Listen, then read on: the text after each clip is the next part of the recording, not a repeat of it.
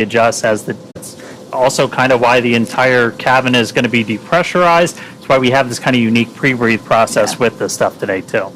All of that brings us to now. So far, the crew has prepared the cabin for vacuum, which includes securing all loose items that they don't want floating around. They also completed. After that, it was time to put on their EVA suits. And now Jared and Sarah will be exiting the spacecraft today, while Kid and Anna will be supporting from the inside.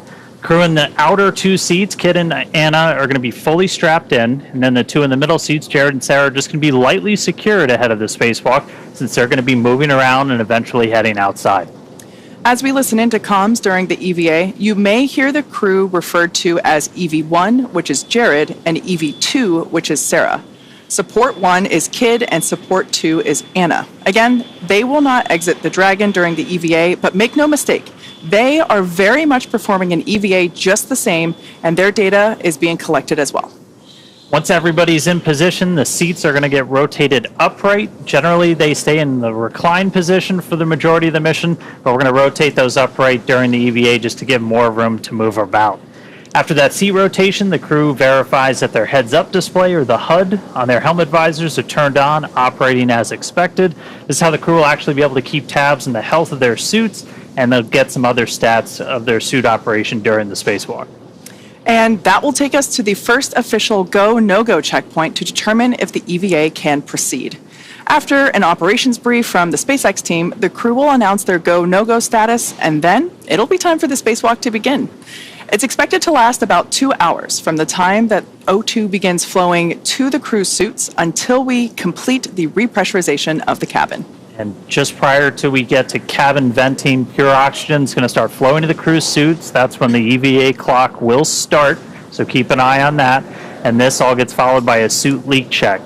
We'll do the leak checks. Once those look good, Mission Control will start to vent the cabin, just removing the air in order to lower its pressure down until we can get to hatch opening. Next, Dragon will use its Draco thrusters to reposition itself so that the trunk is facing the sun. This will help keep temperatures, communications, and spacecraft power stable during the spacewalk. At this point, the crew should be ready to open Dragon's hatch and exit the spacecraft. After the hatch gets opened, EV1, that's Jared's call sign during the spacewalk, he's going to be the first to exit the spacecraft. He's going to go outside and he's going to do a series of mobility tests. These are kind of the core component of the spacewalk today. He's going to basically take the EVA suit through the paces. It's going to take about 15 minutes before he climbs back into Dragon. After that, EV2, or Sarah, will step out into space to perform the same tests of her EVA suit before she then climbs back into Dragon. In addition to these suit mobility tests, Jared and Sarah will also evaluate Dragon's new Skywalker hardware. We'll talk more about that in just a bit. And then after she's completed her test, Sarah will stand by near the hatch for the actual closing. And at this point, after the hatch is closed, the EVA is not over. The hatch door gets closed, and then the cabin has to be repressurized. We got to get all that atmosphere back inside. After we start introducing that atmosphere, we'll do cabin leak checks. Once those leak checks are complete, the crew will return to their seats, and the EVA will be complete when the cabin pressure has returned to nominal. So, for now, the crew is suited up and awaiting final checkouts and EVA venting, which will bring in Dragon to vacuum. With everything on track, we're about 45 minutes or so from the start of the spacewalk. And before we get there, though, we're going to expand the desk a little bit. We're happy to be joined by former NASA astronaut Mike Hopkins. We were fortunate to have him tune in with us during the launch, and now we've got him to talk to us a little bit about spacewalking today. Good to see you, Mike. Yeah, it's great to be back. It's great to be back here in Hawthorne with you tonight on this very memorable night for sure. Yeah, absolutely. Now, EVAs may be new to SpaceX, but you have participated in 5 yourself while you were on the International Space Station and spent a total of 333 days in space. That's pretty cool. Yeah, I mean, I was very fortunate on my 2 missions. The first one was back in 2013, and I went up on a Russian Soyuz, and on that one we had 2 spacewalks. And the interesting thing about those spacewalks is they weren't planned.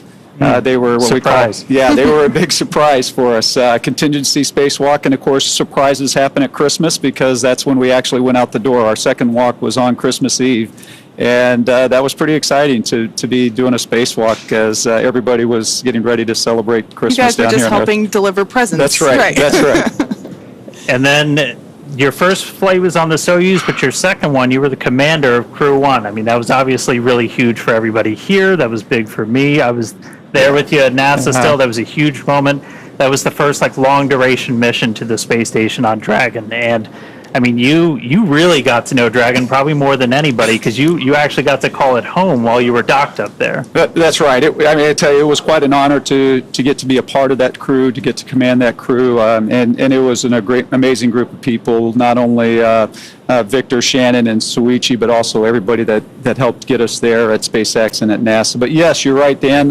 While we were on board, we didn't have enough crew stations, and actually, you can see a picture of where I slept while I was on board for that second mission, and it was actually quite comfortable. And one of the best parts about being able to sleep on Dragon is that I had a view, had the window, and our other crew quarters did not. So I've got some amazing pictures from my time staying in Dragon. That's amazing. It's great to have you here. I had the pleasure of watching you launch in person. I was hosting the Crew 1 launch from the NASA press site, and it was just so cool to see everything light up and just watch you ascend to the station where you made it your home. It was also so great to see you here around campus during your training period, to seeing you here on the mez having lunch, and that was really cool. And during that time, you got to get to know the SpaceX team pretty well. In fact, Anna and Sarah were two of your trainers for Crew 1, weren't they? They were, yes. And I got to, for the launch, we saw some of their videos of training, and I thought it was kind of fun to see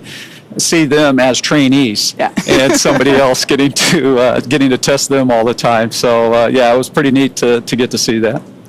Switching it up a little bit because we're starting to get some views back from Dragon. We've been treated to some pretty spectacular stuff as we were, and all the way out to 1,400 kilometers. We like to talk about something called the overview effect. So kind of that first, and we're getting some comms from our crew too. Yeah, I'm not. SpaceX Dragon radio check. Catch loud and clear, kid. How me? Catch it loud and clear.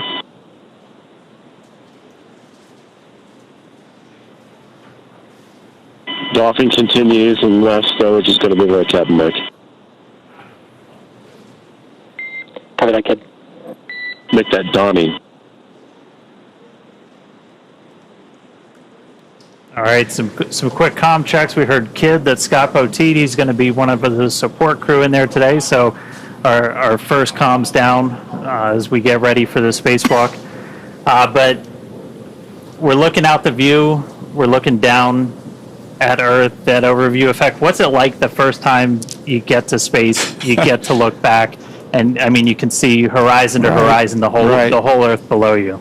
It's kind of funny, Dan, because the overview effect is definitely real. But when I first got to space on that Soyuz, gosh, how many years ago? Almost 9 years ago, I had this really weird feeling of falling. And so when I looked out that window the first time, I wasn't really thinking the big thoughts of an overview effect. I was kind of thinking, like, what is going on with my body right now? This feels really... That's pretty, but oh no. But again, fortunately, when you have time to be in space, you do have an opportunity to experience that, and it is definitely true. You'll hear people talking about that small sliver of atmosphere, and you see that, and that's what's keeping us alive. You see a world without borders, which is incredible. But one of the experiences of the overview effect that I had was that that it gives you that sense of answers, but it also, for me, gave me a lot of questions and made me realize that there's a lot of this world I don't really know much about. The other parts, other countries, other societies, cultures, languages, and so sometimes it brought as many questions as it did answers. Wow. Hopefully a bunch more trips then, right? That's right. Yeah. That's right. Now, for those of us who have never been to space, it can be hard to imagine looking down from there here at planet Earth. Space photographer and author Frank White originally coined the term the overview effect in a book of the same name. Here's a little more on the phenomenon that few of us have yet to experience. The overview effect is that sensation or that feeling that you get when you see our whole world from the perspective of being outside of it.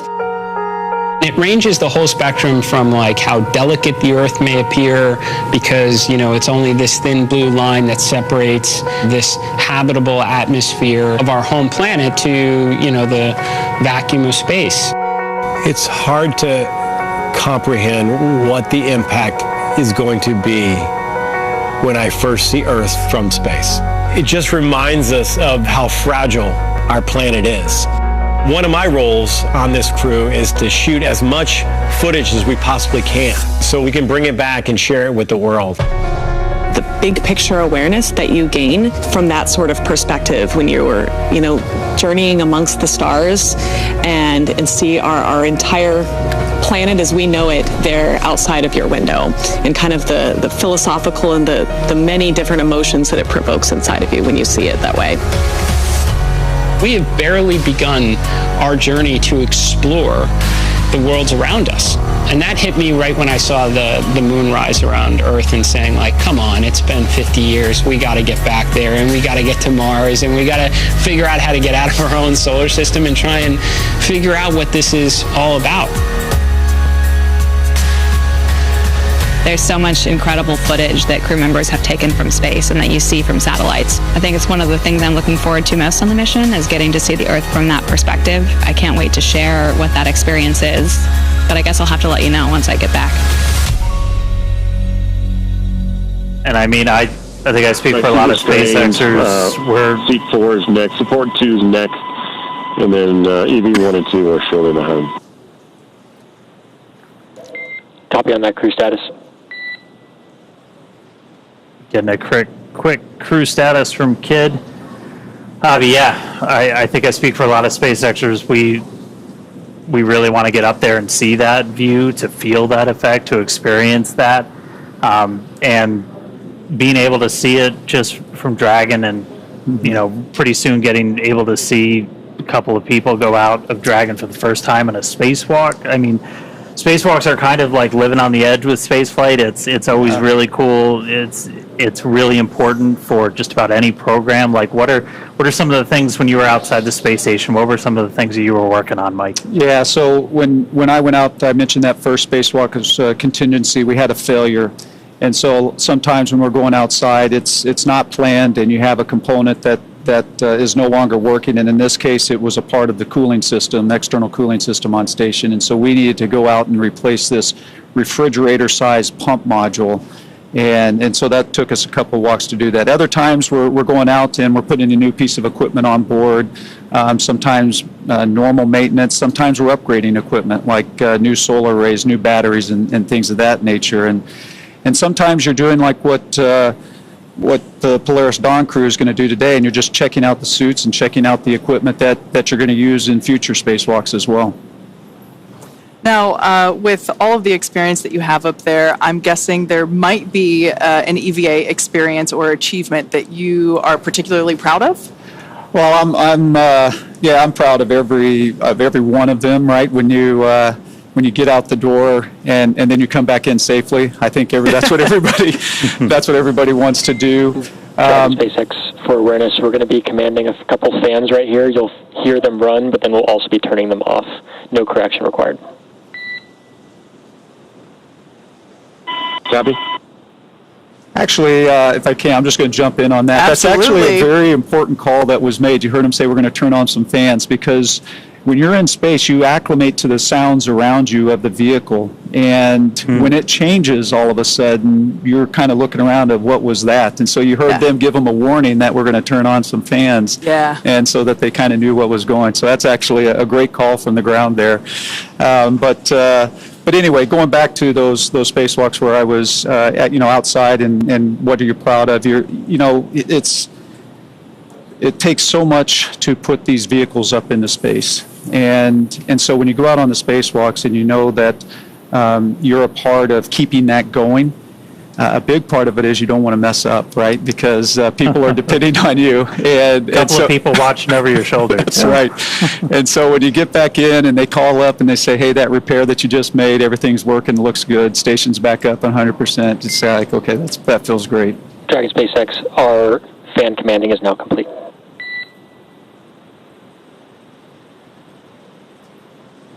Copy, we see so. All right. Hopefully no surprise sounds in there for them. So, That's right. I mean, spacewalks are something that you train the heck out of. They're planned down to like the minute. What are, why? Like, what are some of the challenges you can run into when you're outside doing a spacewalk? Yeah, so I mean, one of the first challenges that you're always worried about is how your suit's functioning, right? Because that's what's keeping you alive when you're outside like that. So there are always, you're monitoring your suits yourselves. People on the ground are monitoring your suits and how that's performing. And so those are certainly things that you need to be conscious of and aware of. And then when you're out there as well, there are so many steps that it takes to get through a spacewalk. I mean, hundreds and hundreds and hundreds of steps. And so it's too much for you to remember. And so that's where it's a teamwork between you and the ground. And so they're making all of those calls. Hey, here's your next step. Here's what the settings are for these tools. And they're just walking you through the whole process. And so I think that's one of the neat things about spacewalks that maybe people don't realize is, you focus on the people actually getting to go out and do the walk. But the team on the ground is such a huge part of that as well. So on your third, fourth, subsequent EVAs, these spacewalks, you train a lot for them beforehand, before you even get up in space. By the time you're on your fifth one, it must have been more like a cakewalk. No, it never felt like a cakewalk at all. Because it is a risky endeavor, right? So every time you go out on the spacewalk, you're definitely very, very focused, and you never want to let your guard down with it. I will say you certainly are more comfortable with what's going on. You're more familiar, maybe is a better way to say that. But I think you can kind of trace it back to experiences down here on Earth. For me, a lot of times it's my sports background, so I'll equate a little bit of going out and playing a football game, right? Before every game, you're still nervous, right? Yeah. You're still got a lot of that energy. It was the same thing on my fifth spacewalk like it was on that first one. You still have all of that kind of nervous energy as you're getting ready to go out. Well, so right now we're still kind of waiting to get into some of the final preparations for this spacewalk. We should be coming up on seat rotation. I don't know if we missed it or not, but again, they're going to be rotating those seats to move them upright. That's just going to give the crew a little bit extra room to move around as we get into this. But for now, why don't we take a couple of moments and meet Dragon. Polaris Dawn is SpaceX's 14th human spaceflight mission since 2020, when Dragon became the first private spacecraft to take humans to the International Space Station. It's also the first private spacecraft to take an all-civilian crew to orbit during the Inspiration 4 mission in 2021. And just prior to Polaris Dawn, Dragon completed 46 launches. 13 of those are human spaceflight missions, and it's since flown 50 astronauts representing 14 different countries. Throughout all of those missions, Dragon has helped support more than 1,000 experiments in space. Pretty incredible stats there. And even from low Earth orbit, Dragon is helping lay the groundwork for deep space exploration. Through missions like Inspiration 4 and Polaris Dawn, we are rapidly expanding our knowledge of how humans will adapt, live, and work in space. Designed to be the safest spacecraft ever flown, the fully autonomous Dragon stands nearly 27 feet tall and 13 feet around. Dragon is capable of carrying up to 7 passengers to and from Earth orbit and beyond, but today it's carrying the 4 members of the Polaris Dawn crew. And the crew is currently living and working in the top portion of the spacecraft. It's that white section that you see there, also known as the pressurized section. This allows for the transport of people and environmentally sensitive cargo. Below that, Dragon's trunk. It sits right below the pressurized section that can carry unpressurized cargo on resupply missions, and it remains attached to Dragon until shortly before re-entry into Earth's atmosphere. And as you can see, about half the trunk is covered in solar panels. Those provide power to Dragon during the flight. The other half is the radiator. Dragon itself is equipped with 16 Draco thrusters. We got a really cool view of the 4 forward bulkhead ones firing earlier on this flight with lights on the Earth behind you. Those are used to orient the spacecraft during the mission. They also get used for apogee and perigee raise and lower maneuvers, orbit adjustments, and attitude control. For the EVA, the Dracos are going to be used to reposition Dragon so the trunk is facing the sun, and they're also there to be used for reorientation during the spacewalk if needed. In order to accommodate a spacewalk, this is the first Dragon to be outfitted with a Skywalker in place of the cupola observation dome. The Skywalker that you see there, looking up at it basically from underneath it, the Skywalker is a structure that is mounted to the top of the Dragon capsule, and the astronauts will use this to assist in exiting and re-entering the spacecraft during their spacewalk. The team also added additional nitrogen tanks to assist in repressurization of the capsule after the EVA. Another new feature on Dragon is the addition of a motor plus handholds and footholds inside the spacecraft to help with opening and closing the hatch during the spacewalk. This Dragon also carrying what we are calling the Starlink plug and placer, making this the first mission on Dragon to use the Starlink network in orbit. Inside of Dragon is a router connected to a user terminal in Dragon's trunk, and then this terminal is linked to a new plug and placer device that's mounted nearby. While we're not using Starlink for continuous coverage during this operation, we've been testing its ability to establish and maintain laser communications with our Starlink satellites there in orbit that are below Dragon. Dragon has proved to be quite a versatile spacecraft. It can autonomously dock to the space station when outfitted with the ISS docking adapter, and when it's intended for free flyer mode, the docking adapter can be swapped out. SpaceX Dragon, you guys are welcome to come back aboard if you want. SpaceX copies. Don't have a ground station right now, but we'll go ahead and bring cameras back on board so we get it when we do have ground stations. Copy. Quick comms there with SpaceX Core from the Dragon capsule. That was the crew just letting the folks here in mission control, letting us know that it's okay to turn the onboard cameras back on once we have coverage for those cameras. But getting back to the different configurations that we have for the Dragon capsule, I was talking about the docking adapter previously. When the Dragon capsule is intended for free flyer mode, the docking adapter can be swapped out for a cupola, which is the one in the middle there, and that is used for the best views that you can get while in orbit. And then, of course, our newest option, the Skywalker hardware to support extravehicular activities, and that's what the crew is going to be using this morning. So those are the current 3 ways that Dragon can be configured to support different types of missions. But hey, you never know what's to come. We always got something up our sleeve. That's right. Now, Mike, Crew 1 broke the record for the longest space flight by a U.S. crewed vehicle. It surpassed the 84-day mark that was set by an Apollo capsule during that final flight to the Skylab space station in 1974. What was it like?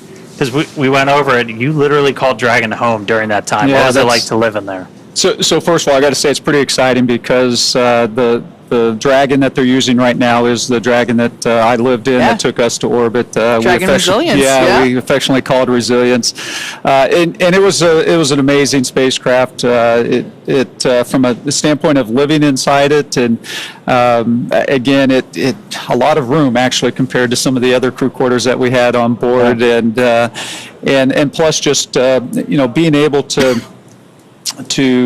spend all that time in it. I'd call my family every night before I'd go to bed, and I'd be looking out the window at the Earth as I was doing that. It was very special. Did any of them get jealous because you had the window seat? Well, yeah, there was a little bit of that certainly going on up there. Nice. Now, as you mentioned, this Dragon capsule that the that the Polaris Dawn crew is flying in was previously used, really debuted on the Crew 1 mission, hence why you guys had the honor of naming it in the first place. But this capsule was also used for the Inspiration 4 mission that Jared also commanded. What is your take on this being one spacecraft, but supporting multiple missions? I think it's fantastic. It just shows the flexibility of the design that SpaceX made when looking at the Crew Dragon vehicles. So I think it's very exciting to see a vehicle that can go from one mission to the other, and quite frankly, do it quite quickly as well. I think I don't remember the exact timing from our mission and when we landed to when Inspiration 4 launched, but it wasn't a very long time, and yet you were able to take that docking adapter off, put the cupola on in a very short time, which is also pretty impressive. I actually have that noted here.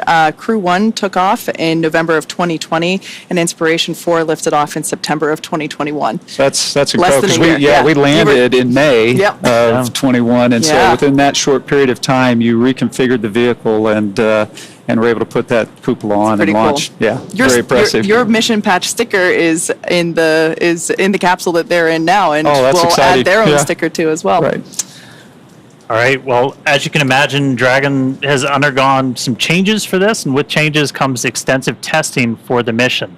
And all the modifications that we made in preparation for today had to go through kind of their own test regimen. Yeah. Testing is a critical part of qualifying a spacecraft like Dragon for flight. Rigorous testing helps identify and mitigate potential risks, verify system and component reliability, and helps ensure that the designs meet the mission requirements. There are many types of tests a spacecraft might undergo when qualifying for flight, including structural, thermal vacuum, radiation, software, and integrated systems testing. One of the tests the new Skywalker hardware underwent is thermal vacuum testing. This actually tested how Skywalker withstands the extreme temperature swings that it's going to see while it's in the vacuum of space. And while Dragon was being put through all of its paces, the Polaris Dawn crew was going through the same SpaceX training as part of that we give to NASA astronauts. They also had to train to perform their EVA, though. For basic training at SpaceX Hawthorne, they got trained on everything from orbital mechanics to just how to live and work in microgravity. Also ran through numerous simulations of what the full mission would look like while they were seated inside of our Dragon trainer. In addition to ensuring that they're familiar with SpaceX's Falcon 9 rocket and Dragon spacecraft, the crew went through an extensive training regimen to build their physical endurance and mental toughness, ensuring that they are well-rounded and prepared for spaceflight and today's EVA. Now, switching gears, one of the coolest things, designed in-house by SpaceX, the EVA suit has all the functions of our original spacesuit with the added bonus of allowing astronauts to exit the spacecraft while in orbit. And this mission gives us a great opportunity to test our EVA suits in space. Building a base on the moon and a city on Mars will require thousands of spacesuits, so the development of this suit and the EVA performed on this mission will be important steps toward a scalable design for spacesuits on future long-duration missions. As we mentioned, SpaceX designs and manufactures our own suits, and we have a little behind-the-scenes look for you, something most people don't get to see, the inside of our very own suit lab. An EVA suit is an extravehicular activity suit, which is a spacesuit that can go outside of the spacecraft to do a spacewalk. We started with the IVA suit that we have, the intravehicular activity suit, as a kind of starting point, and looked at it and said, what would we have to change about this to be able to support a spacewalk? So the first is mobility. The crew will have to do a lot of moving around inside of Dragon to get outside and do the spacewalk. We had to add in new joints and new features in the suit to allow them enhanced mobility while the suit's pressurized. When a crew member is pressurized in the suit, the soft portions of the suit become rigid. They need actual flexure and rotational joints to allow them to move around. It's kind of like a suit of armor made of fabric. We innovated in flexure joints to allow easy bending at the elbows and the knees, as well as a collapsible rotator joint that exists on the shoulder, which allows the suit to remain nearly fully soft, but when pressurized is a rotational bearing. The difference between the IVA and the EVA suit is that on the IVA suit, the zipper system location is in the inseam. But since we needed to have lots of mobility on our EVA suit, that was not the preferred choice. By moving the zipper system from the inseam to the waist, we mitigated the risk of the stress of the zipper. And another big element was also the thermal side of things. The crew is obviously exposed to a much more extreme thermal environment during the EVA. So we want to make sure that the inside of the suit is comfortable for them, and that as they interface with parts of the vehicle, that is safe for them to touch as well. The EVA suit is built and designed here at SpaceX in Hawthorne, California. We wanted to have something that's easy manufactured that we can handle here in-house. So we developed this new material, so it's fabric-based. We actually added a new layer to the suit, which we refer to as the Faraday layer. And this is a conductive cage around the suit that shields the suit from external electric fields. The helmet on the EVA suit looks very similar to the IVA suit, but it is really an all-new design of that helmet. It's much more robust from a thermal structural perspective since it will be taking more extreme temperatures. We are really excited to introduce this new single-pane visor helmet to the world of spacesuits. The EVA suit visor is made of polycarbonate and is coated with copper and ITO, or indium tenoxide. These two coatings together reflect the sun away from the crew, as well as reflecting infrared heat back to the crew when they are facing deep space. Our suit has a HUD, or heads-up display, which is a small display screen in the helmet, which is transparent, which allows the crew to see through the display to have unfettered access during their EVA, but it also provides critical telemetry to the crew, so pressure, temperature, relative humidity. We're trying to improve the technology and streamline it in one way, and at the same time, we're also trying to get it more and more manufacturable with each generation. The ultimate goal is that you can put on a spacesuit and go out and get work done anywhere in the solar system and not feel like you're wearing anything more than you normally wear every day. We also had a chance to talk to the SpaceX team that developed some of the hardware and procedures for our first spacewalk. Let's hear what they had to say. EVA stands for extravehicular activity, and it's any sort of operation in space where a human is getting out of the spacecraft. So in the case of Polaris Dawn, we're going to be testing the mobility of the suit. We're going to see if the in-space operation matches the training we've done here in Hawthorne. There's really a lot of different things that can happen during an EVA, and this is the first step for Dragon and SpaceX. When I first started working at SpaceX, I never thought I'd be training a crew to do an EVA. It's brand new, it's so unique, we've never done anything like this before, and so we wanted to make sure we had the best possible training program for this mission. We want to see if we can train a spacewalk on Earth in a way that's representative of what it feels like in space. Even though only 2 people are going to be going outside during this first EVA, all 4 crew will be in EVA suits going down to vacuum. Dragon was always designed to vent to full vacuum, but we've never taken full Dragon capsule down to vacuum, and this will be the first time we do it in space. We actually put crew into a chamber at Johnson Space Center in Houston and had them live the exact profile that they will experience, and making sure that no one actually experienced decompression sickness. We have a couple new training assets for Polaris Dawn to train the EVA specifically. The suspension system that we have is situated on top of the platform of our capsule simulator. The lines drop through the hatch. They attach to a single crew member inside the capsule. We can lift them up and get them situated so that they can egress the capsule and perform their tasks at Skywalker, the mobility aid. The Skywalker, what's amazing to me is a lot of people are going to think it's a metallic structure just bolted to the top of Dragon, but a lot of development effort, testing went into the Skywalker. So we actually used similar technology as we have in the Super Draco chambers to apply a thermal barrier coating to the outside of the Skywalker. That is going to be a really, really amazing mobility aid on the front end of Dragon. We also developed a sideways simulator, so we flip the hatch on its side. In the event the hatch fails to close, they can manually close the hatch. We had them do that in a sideways suspension system, so gravity isn't helping them close or helping them open that hatch mechanism. It's new development for Dragon, it's new development for SpaceX and the industry as a whole. So this is a great example of where Polaris Dawn is forcing the team to innovate in a way that adds safety and reliability to every Dragon mission going forward. that's this huge challenge for us to go solve, but that's also an opportunity for us to solve the problems that we have to go figure out anyway for our larger goals, like putting people on Mars. The Polaris Dawn objectives are the first step towards that ultimate flight with humans inside of Starship, which is right along the SpaceX development path that we have towards getting to the Moon and Mars.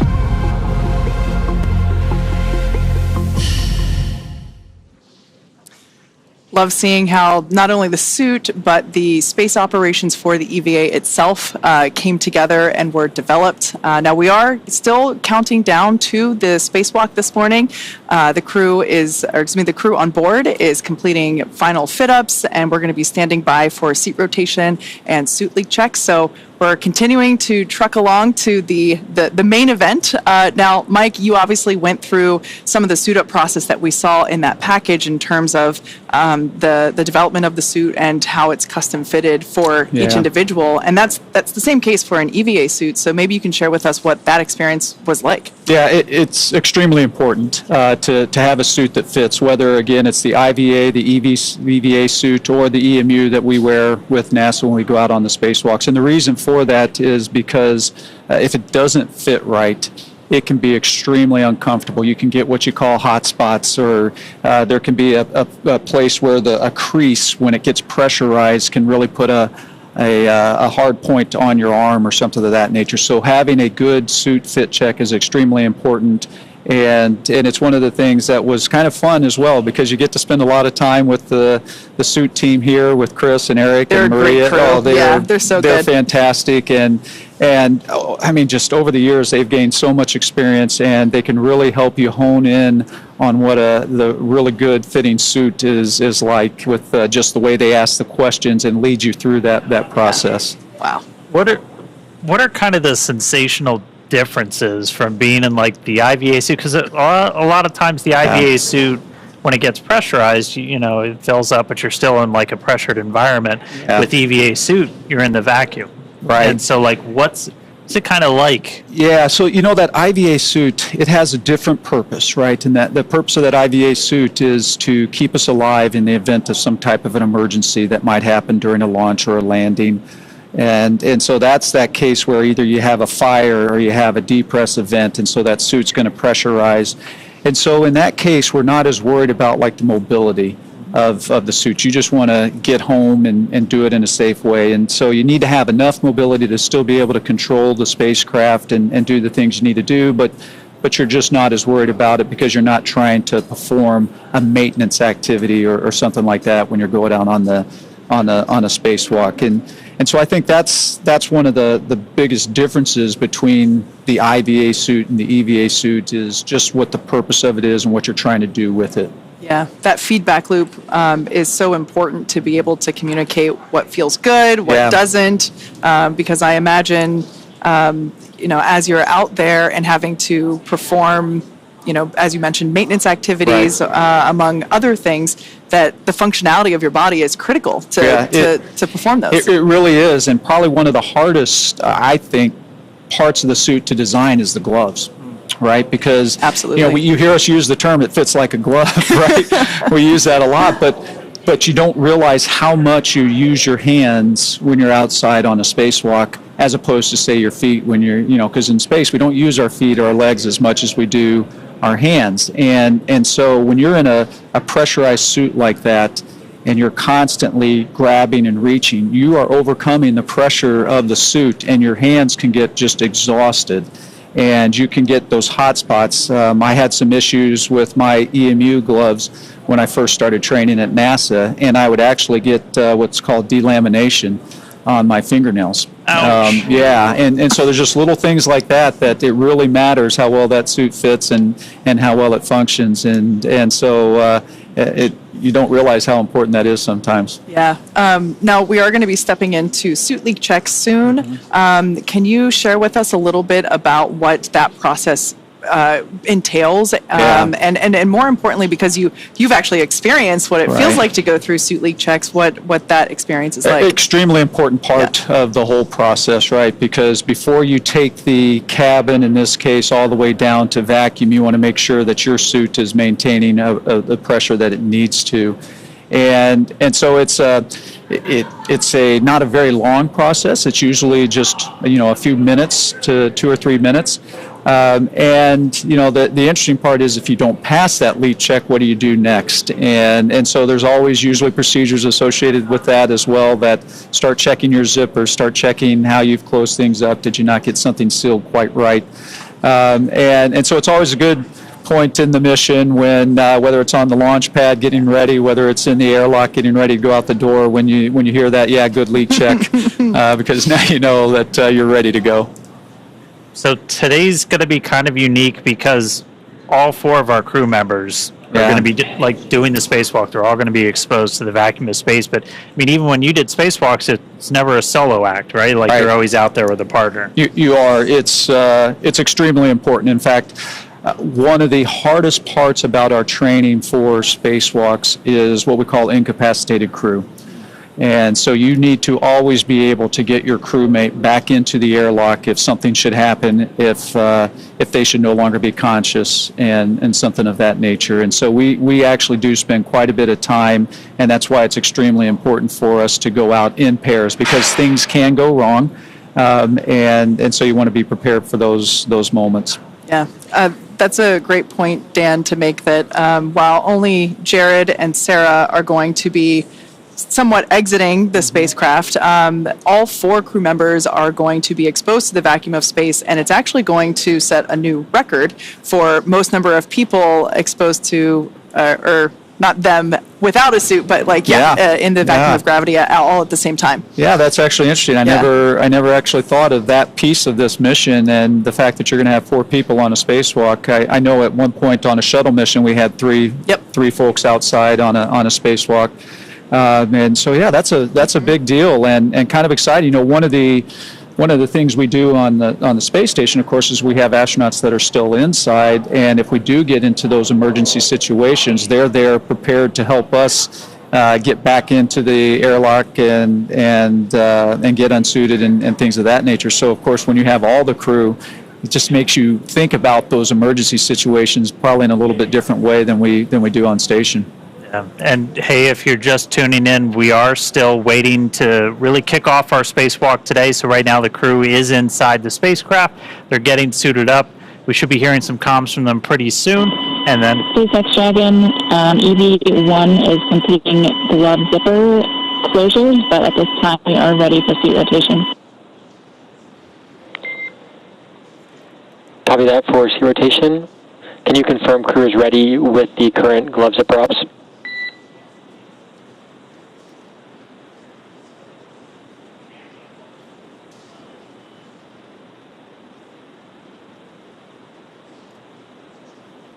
All right, I guess they just needed me to say it was coming soon, and then there it is. But we are going to hear the seat rotation coming up soon. Again, they're in their recline position. And I'll do standby while to get them to the seat. Copy. Standing by. So they're going to get those seats rotated, and then we're pretty much going to be ready to start getting into things. And our EVA is going to officially start when we start flowing O2 into those suits. And so that'll kind of start our clock. We're going to be showing you some of the telemetry. So all those numbers at the bottom of your screen, you've got a couple right now. That one all the way in the bottom left corner, that's your Dragon. That's your Dragon cabin pressure. That's in PSI. SpaceX Dragon, you're ready for seat rotation. SpaceX copies. Initiating seat rotation.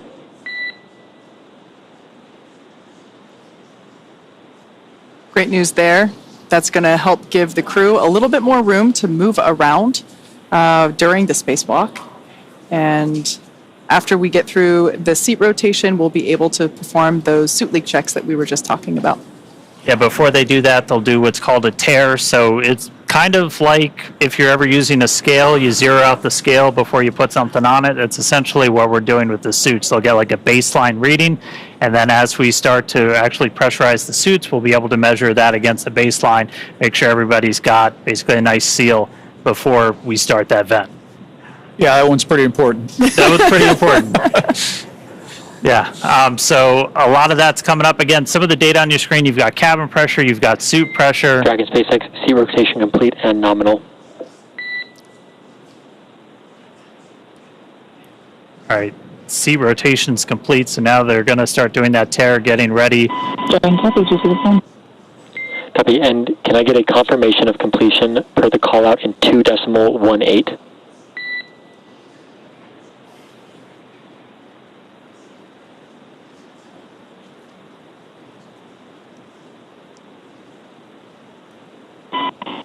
Just one space out, complete with 2.18.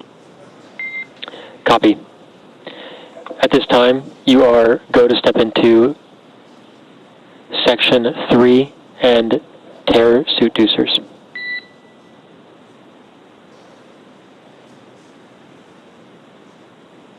Copy, stepping into it.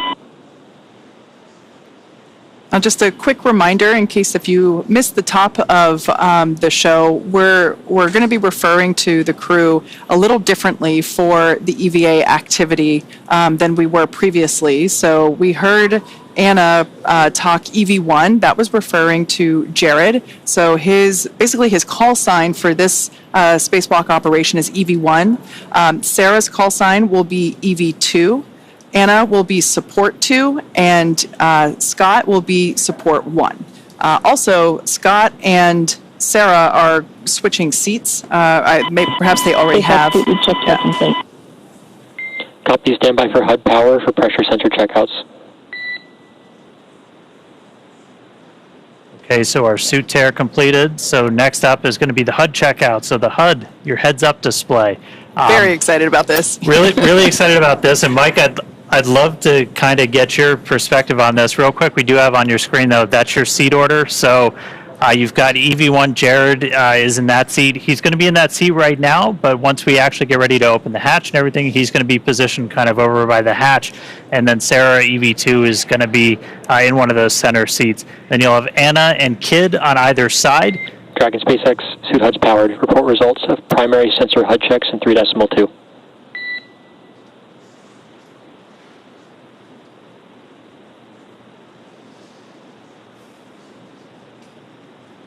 So again, that's our seat layout. We just heard the HUDs are powered on, so they've got heads-up displays actually being kind of projected on their visor in their helmet.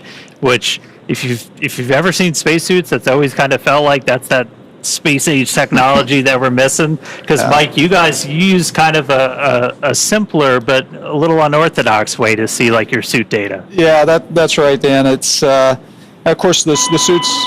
And SpaceX. HUD checkout complete, all nominal. Nice. Copy, swapping to backup sensors. Stand by to repeat HUD checks. So, of course, the suits that we use for the spacewalks on station are a little bit older. They've been around for quite a while, and so some of this technology, Oh, look, it's our first live views inside Dragon Resilience for this morning. That's fantastic. Yeah. I think this is the definition of chillin'. Yeah. So there, out of his seat, that's Commander Jared, who, like I mentioned before, will be referred to as EV1. Behind him, we can see already in his new seat, pilot Scott Kidd Poteet. He will be support 1. And then moving around in front of us is Sarah, who will be EV2. And then just out of view underneath the camera, but I think you can see her visor, is Anna Menon, who is support 2. Dragon SpaceX, we're on backup sensors. Repeat HUD checks.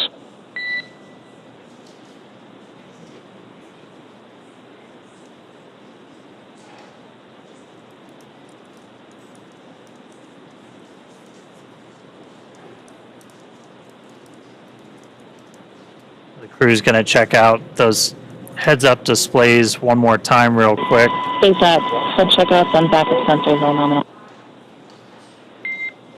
Copy, good HUDs. Returning to primary. Stand by for helmet camera checkouts.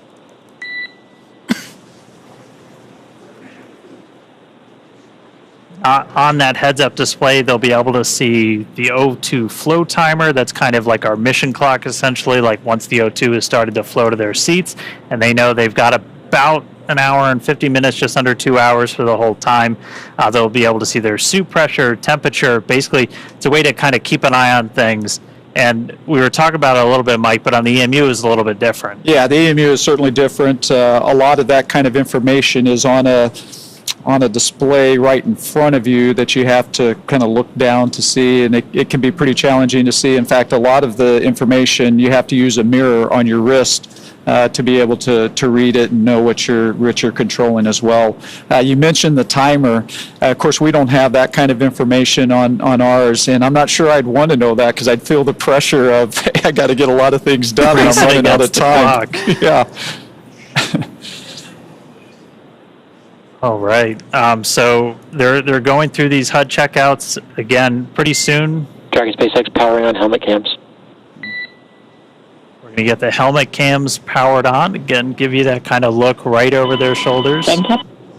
Yeah, pretty excited for these. We've seen them utilized during the training sessions that the crew has undergone, and we're so excited to see them live today. Yeah, I tell you, the helmet cameras, I mean, it's going to be fantastic views, right, that we're all going to love. But there's also a very important role for those cameras as well. Like when we have the same thing, we have helmet cameras with the EMUs, and what it allows is your ground team. Dragon SpaceX suit cameras powered, confirm good health.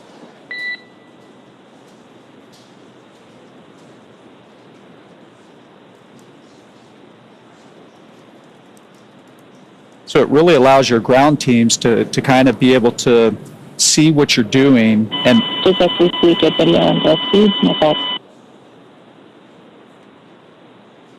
almost double check your work. Copy. Checkout's complete. HUDs will remain powered. Proceed to step 3.3, operations review through 3.8, report when complete.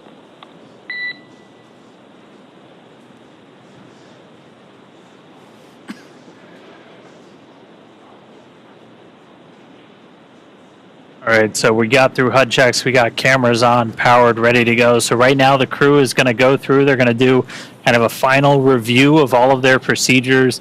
Like you talked about this a little bit, like these things are so choreographed because even if you couldn't see the clock, like you're on the clock. So you've really got to make the most out of like every single second you're doing one of these. You do, and of course you see that with today's spacewalk as well. Dragon SpaceX repeating, checkouts are complete. HUDs are going to remain powered. Proceed to step 3.3, operations review through 3.8, and report when complete.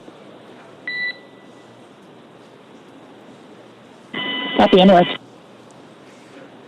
And the reason it's so choreographed and important is because you only have so much time outside, right? You only have so many consumables that allow you to go out there. And so you want to take advantage of all of that, and you want to have every step very well scripted so that there's not a lot of wasted time. Now, that being said, it is nice when you're out there once in a while to just kind of take a moment, look around, enjoy the views, kind of try and absorb where you actually are, which can be pretty incredible as well. Every once in a while, guys, I'm a little tired. I'm going to take a minute. That's right.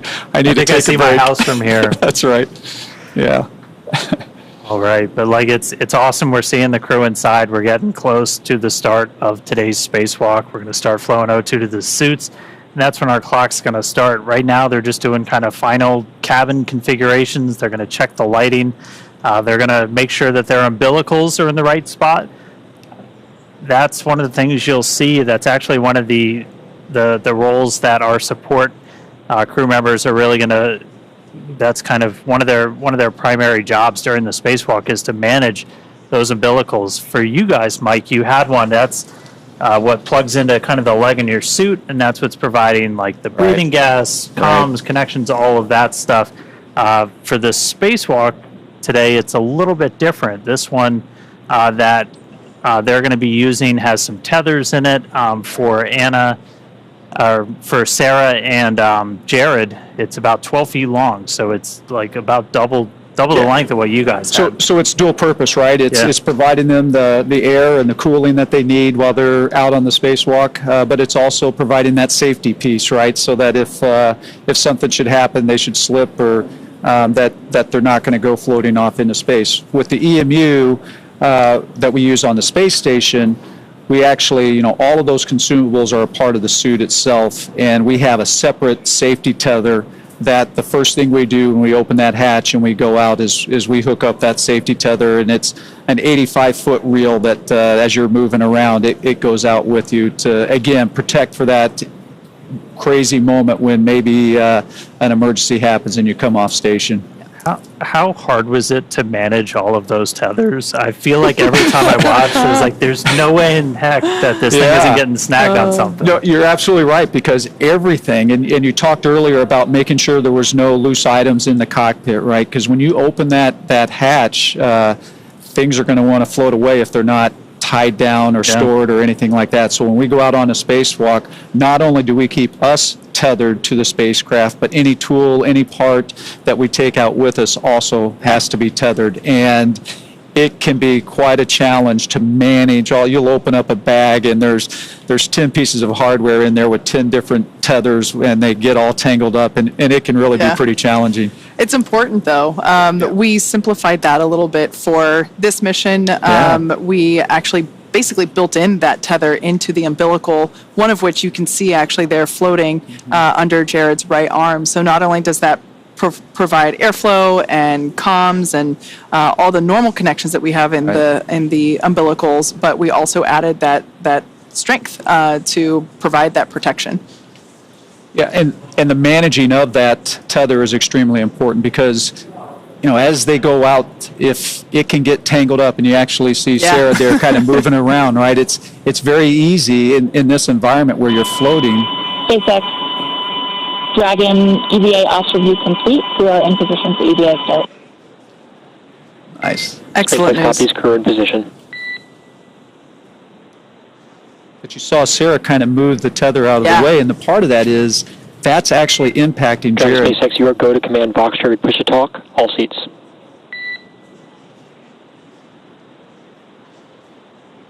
Copy, more.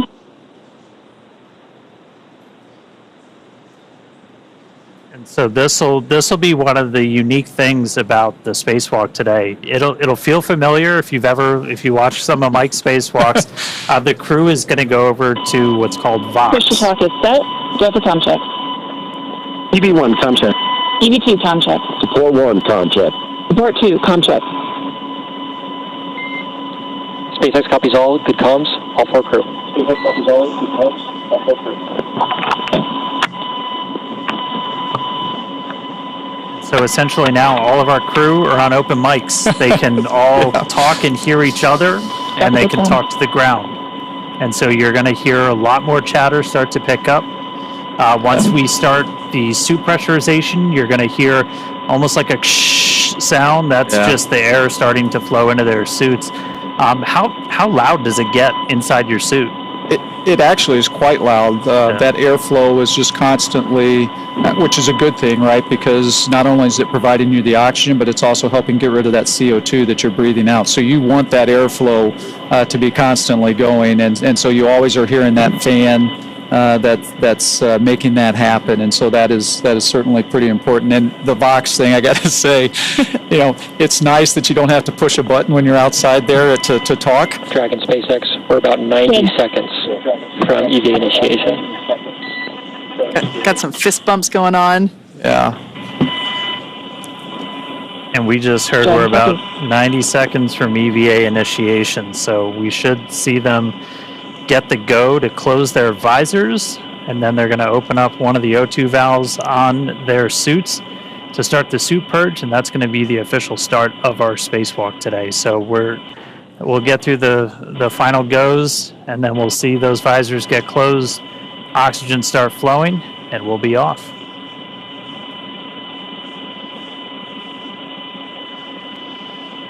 I love how everyone looks so calm and collected right now. I think that's a great visualization of just all the extensive training that they've gone through to get to this point. This has been years in the making. I'm sure they're excited, but everyone's focused. It is an interesting time right now, right? Because one of the hardest parts I always found about Dragon SpaceX. SpaceX is go for spacewalk operations. Report visors down, ready for secondary O2 flow initiation, and crew is go for spacewalk. Verify your visors are closed.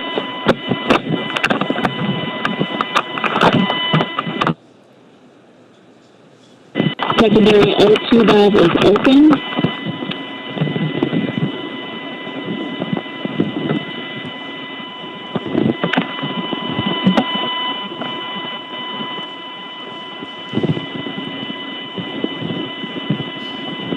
And that you are go for the EVA.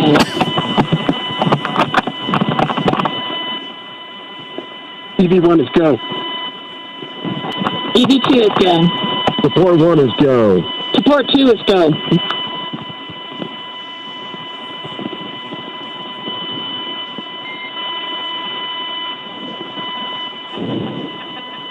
Dragon SpaceX initiating secondary O2.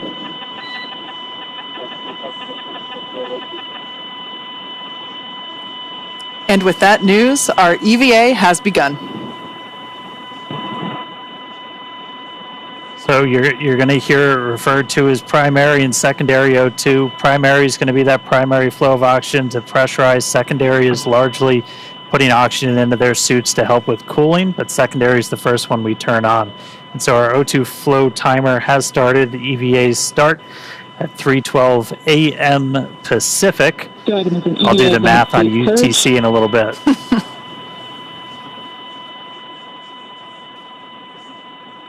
So this first operation, or this first step in the operation, is a suit purge.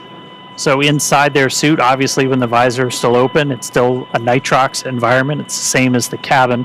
And since they're going to be at a lower pressure than what you can basically live at with oxygen levels, they're going to be on pure O2. They're going to be a 100% oxygen environment. And I mean, you guys were kind of in the same thing. And it's because like your suit, you can't move a suit around at 14.7 psi, can you? No, maybe you can, but like no, that'd be pretty tough to do. And as we had talked about earlier, that's why that mobility is so important, because when that suit is pressurized like that, it can be challenging to move around. Absolutely. So here on your screen, we can see the Polaris Dawn crew. Now with their visors down, the EVA has begun. We are beginning to flow that O2 through. Now, we will, of course, bring these views to you as we have them, but due to ground station coverage, they do come in and out here and there. But every moment that we can, we will certainly be sharing these with you. I also wanted to point out quickly that the window near kids' feet was so much brighter than it was just even 5 minutes ago. We're going to be seeing that in stark contrast as soon as we get the EVA, or with the hatch open and EV1 out there.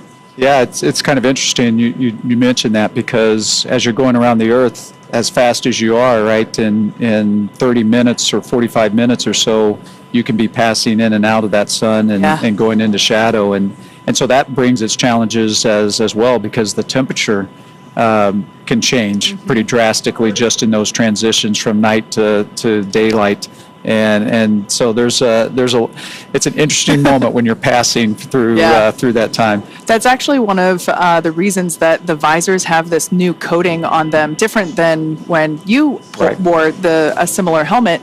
That coating actually helps to insulate the individual inside the suit, so when they're looking at the sun. Dragon SpaceX. A reminder, after the initiation of primary O2 flow, EV1, EV2 will need to adjust Vox threshold low following primary O2 flow initiation. EV1 copies. EV2 copies.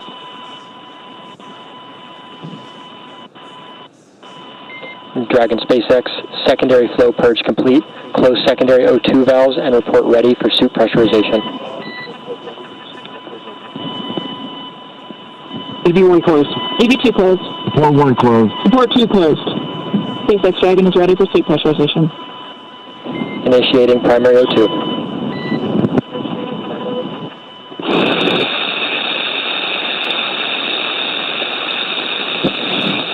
This is normal. This is with the airflow coming through. The crew members are on Vox, meaning that their microphone is on the whole time. So Sarah and Jared are going to be adjusting their audio levels as this flow continues to help regulate that. Yeah, the Vox will kind of attenuate, so it'll sound like this now, but as we get through the spacewalk, it'll kind of come down, and you'll just hear voices a little bit more clearly. Their voices are actually going to change too. Like, did that Did that happen to you? Did that throw you, Mike, the first time you heard that? It that? absolutely did, yeah, because you're talking and you're going, who is that? Right? You don't realize how much different it can sound. Yeah. Your voice can sound in that lower pressure environment. Yeah. Speaking of lower pressure, we can see the pressure changing there with the telemetry in the bottom left-hand side of the screen, so we can see that suit pressure going up, and we're able to keep tabs there as well with the Dragon pressure. So Dragon on the far left circle, that's the pressure within the cabin, and then suit, obviously that's the pressure within the suits. So we'll actually be able to, and I think we've kind of been able to see it already, that these suits will inflate a little bit, look a little different. And we were talking about the visors before, so when they're in the sunlight, that coating will help keep them cool and not overheat them, and then when they're in shadow, it'll help keep them warm. So, and it's also like your sunglasses as well. Yeah. Right? Serves that purpose.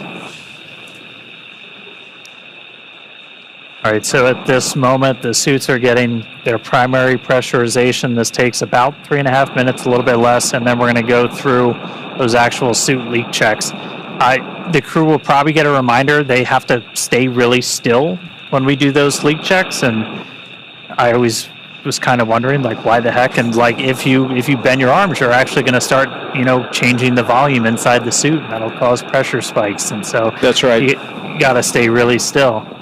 Yep.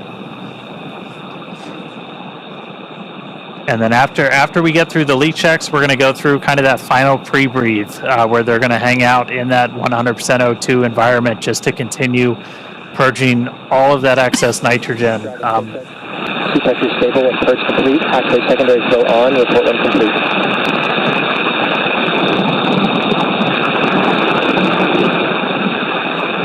EV1 open. Support 1 open. Support 2 open.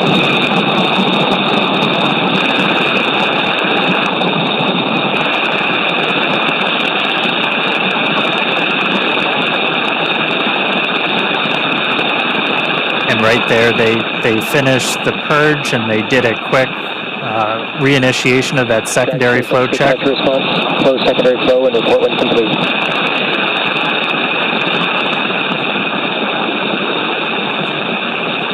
EV1 closed.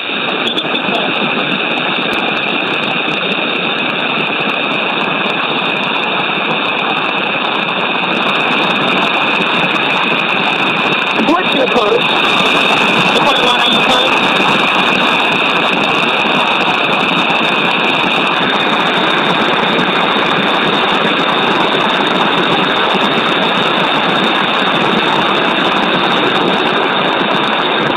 Support 1, SpaceX, can you confirm secondary flow is closed? These handles that we see Jared holding on to, these were one of the additions or customizations for this mission that we talked about earlier.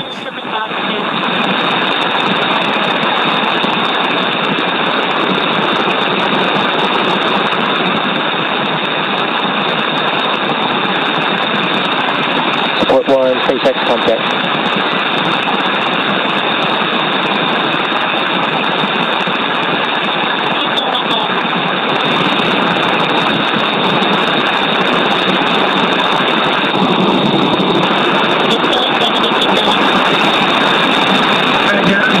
We got you.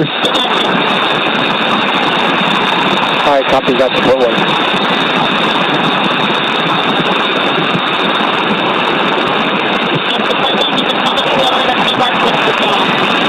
Copy.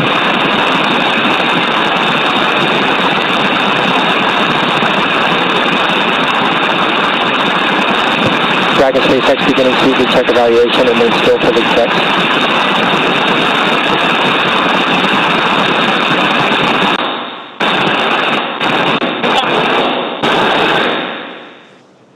So once again, that background noise is expected. That is the microphones and the flow of air within the suits. So we're trying to stay quiet to, along with you, listen in on what the crew comms are as they go through. We're also going to get views in and out, as we mentioned before, due to ground station coverage. Continuing suited preview.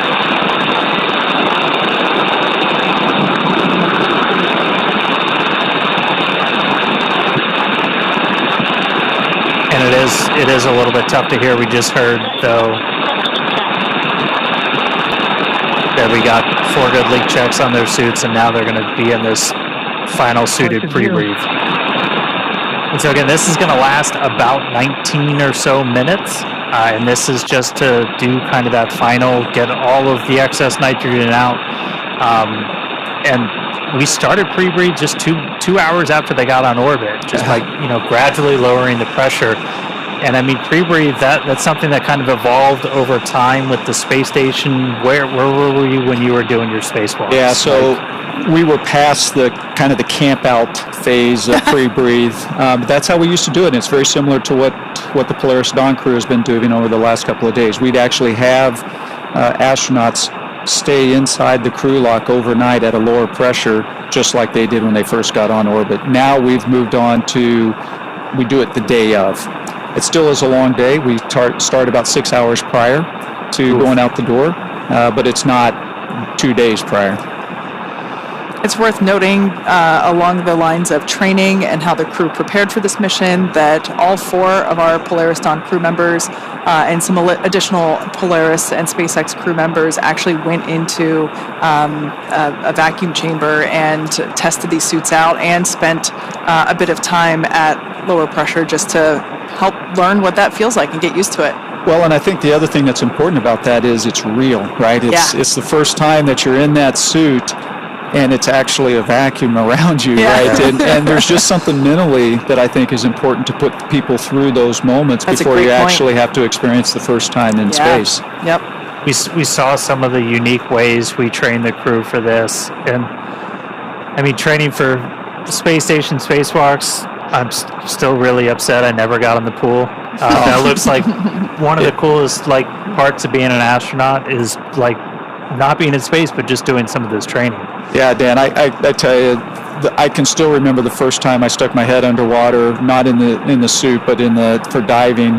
But you can hear the comms of everything that's going on through the water like that, and it just gives me goosebumps to think about that. It was a really neat environment, but it looks like these guys had a pretty neat way to train as well with the harness that would hoist them up and out and all of that. That's pretty impressive. Yeah, we definitely created some rigorous new training for the best we could simulate an EVA while still on Earth with hoists and it was a lot of fun to watch them train. We'll be back on board with cameras in 3 minutes. So our core just called up. We'll get views back on board in about 3 minutes. As Kate talked about earlier, we're using ground stations for our video coverage. All of our communication with the astronauts are through TDRS, so tracking and data relay satellites. So we'll have constant audio, but that video, we need those ground stations. But right now they're in that pre-breathe. That final pre-breathe still. We started our spacewalk about 13 minutes ago. We initiated O2 flow to the suits. That time was 3:12 a.m. Pacific, 10:12 UTC. I did some quick math. Took me 13 minutes to do it, but I did it. So once they're through this pre-breathe, we're going to start getting into some really exciting parts of the spacewalk.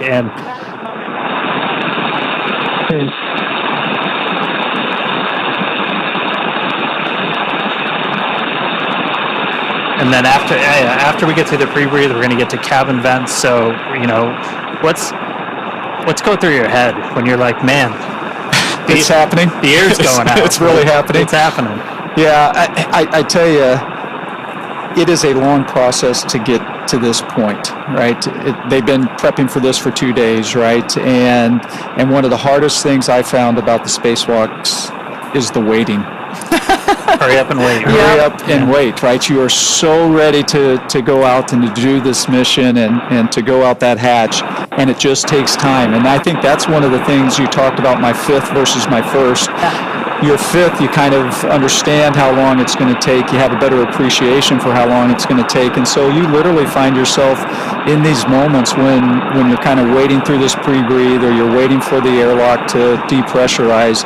You just kind of find yourself just floating there, kind of zoning out, trying to keep yourself calm and relaxed, and until that moment when it's game time. Yeah. Just a quick mention, we're about a minute out until we get those views back inside the cabin. The view that we had previously was our Dragon tracker, which if you want to see where Dragon is, you can actually look that up as well. We have it on our website, spacex.com/follow-dragon. But yeah, just as a reminder, our crew, they are in their designated, Jared's not, but our crew members, basically Sarah and Kid, have switched their seats for the EVA. Last time we were able to see inside the cabin, we saw Jared awaiting to open the hatch, so he wasn't in his commander seat, but Sarah is now sitting in Scott's pilot seat, also known as seat 3. And then Anna is on the far left side, and Scott is on the we can see it there on the far right side. And also just a reminder, their call signs for these EVA operations: Anna being support 2, Kid being support 1, and then Sarah being EV2 and Jared EV1, representing that Jared will exit first, do his activities, which include just some mobility testing of the suit, and then Sarah will go out and perform the exact same testing once Jared comes in. Meanwhile, Kid and Anna will function as the eyes and ears. They will be performing their own list of operations during or their own list of tasks during the EVA. So while Sarah and Jared are going to be the ones that are, partially egressing the capsule once that forward door is open, Kid and Anna will also be performing an EVA in their own right. That's right. And we talked about it earlier, first time 4 people exposed to the vacuum of space. There's a lot of firsts in this. That's going to be a really cool first, not just for us and Dragon. But we are going to be getting views back really soon. We're, again, just in that final pre-breathe step right now, and then we're going to start venting Dragon down to near vacuum. So we're going to have a couple of different valves that are going to open up, and the atmosphere inside Dragon is going to start going overboard out into the vacuum of space. Now, the crew, the ground, they can pause that cabin venting if they need to. We can pause and resume. The most likely reason is for ear equalization, is again, you're going through a lot of pressure changes anytime you do a spacewalk. And so if you've ever flown on an airplane and your ears popped, you've experienced just a little bit of what they might be going through right now. Once we start cabin venting, if we terminate or abort the spacewalk during that venting, we cannot start again. We talked a little bit earlier about how consumables are like the thing that really drives you. And for us, we don't have great big airlock with this, with a full station's worth of oxygen and stuff like that. So suited pre-breathe complete. Confirm progress for venting at pre-breathe complete.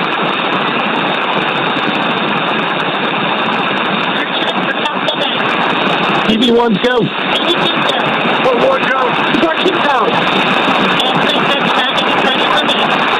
Copy, initiating cabin venting. There we go. That is great news. Exciting. So that breathing of increase, that pre-breathe where they were breathing increased oxygen, we just heard that they're good. They all 4 crew members gave the go. So now we're going to vent the cabin.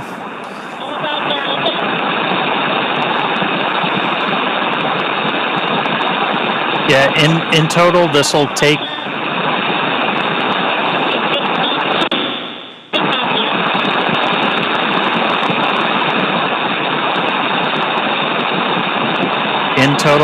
about 8 minutes, and you can, the graphics you see in your screen, that's live telemetry, everybody, so you can see the pressure inside Dragon starting to tick down. You're going to see the suit pressure tick down as well, is what we're really trying to maintain is a pressure differential. And so with these suits, we're going to be hovering right around 5 or so. You might see about 4.9 to 5.1, 5.2. It'll be about 4.9, and then we'll probably see it go up a little bit when they reinitiate the secondary flow for cooling. Copy 7. Yeah, Dan, and you talked about that, about 5 PSI is what the suit will be. We're actually a little bit lower in the EMU, and so we've talked a lot about mobility. That difference between we're at 4.2 and they're going to be at 5, it can actually make quite a bit of difference just in how hard it can be to move the suit around, etc.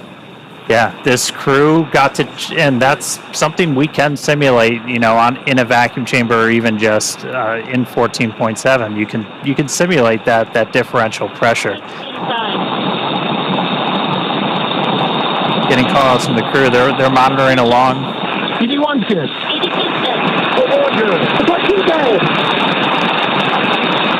We're gonna hear that chorus pretty frequently, where you do those kind of frequent, almost like check-ins. And I know you guys did something kind of similar, where like you would have to pause and, you know, check your gloves, that kind of stuff. We did. I will tell you, one of the interesting things watching this live right now, the difference is how quickly the depressurization is happening here versus what my experience was. And so you talked about being able to clear your ears and all that. You're not giving a lot of time for your ears to adapt to that lower pressure. So this seems pretty quick to me.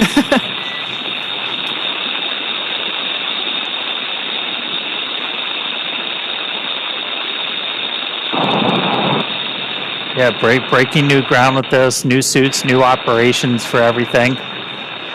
We're at about 4.5. We're going to see that tick down. It's going to get down to just under 1, and it's not going to go all the way down.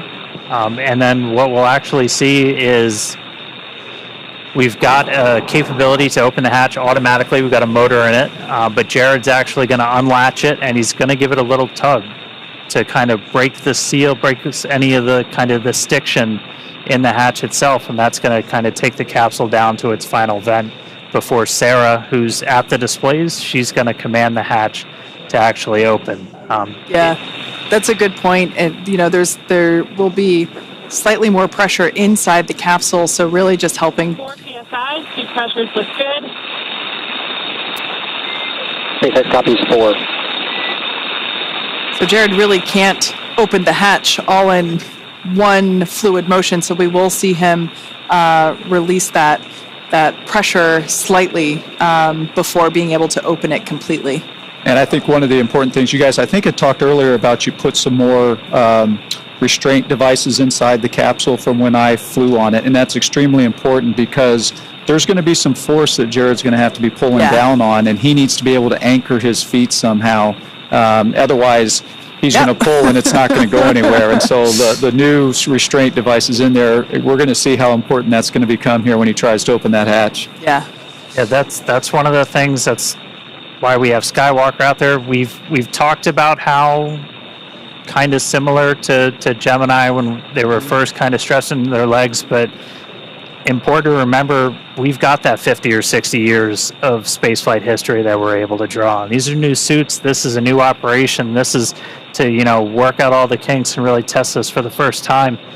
But we're going into this with a whole lot more information than they had back then. We know you need handrails, or it's going to get real hard real quick. That's right. That's right. Yep.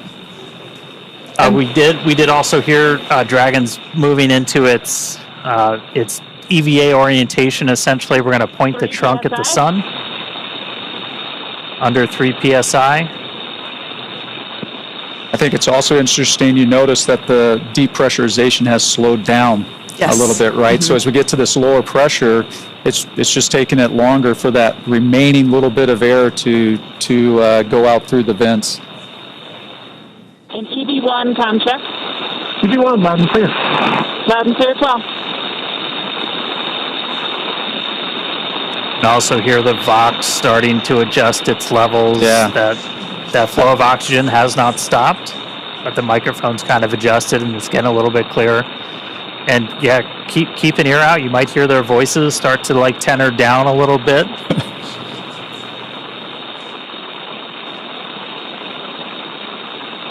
I do think that's an important point, Dan, that how important comm is, right? And when it's compromised a little bit just by that extra airflow and the Vox not keeping up with it right away, how challenging it was just to hear those calls, and they can be some pretty important calls. Of course. comm is just critical. We can see Dragon capsule now approaching close to 2 psia. Like Dan mentioned earlier, that's going to get to just under 1. It's incredible to think that, the Dragon capsule in all of its power and glory and awesomeness, the new capsule is around their bodies, right? Yeah. That is what is going to protect them from the vacuum of space. And, just seeing how, even though it's puffed up and we know that it's, holding that pressure, it still looks so cool, for lack of a better word. Everyone's good. EVP's good. Oh, we're good. Supply 2 dead. Yeah, you really have 4 mini spaceships in there. Pressure approaching 2 psi. I guess that means we have 4 aliens in there too. Yeah, that's right. Dragon SpaceX, less than 1 psi from hatch operating pressure. We have a TDRS handover in 2 minutes. We are going to wait until after the TDRS handover to command into hatch open prep. One copy.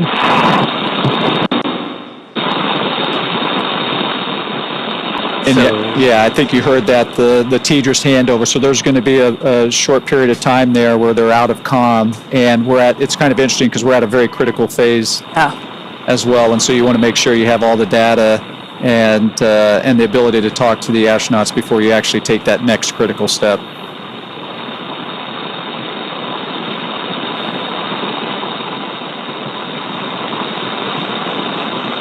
We'll see it. We're seeing that pressure continue to tick down.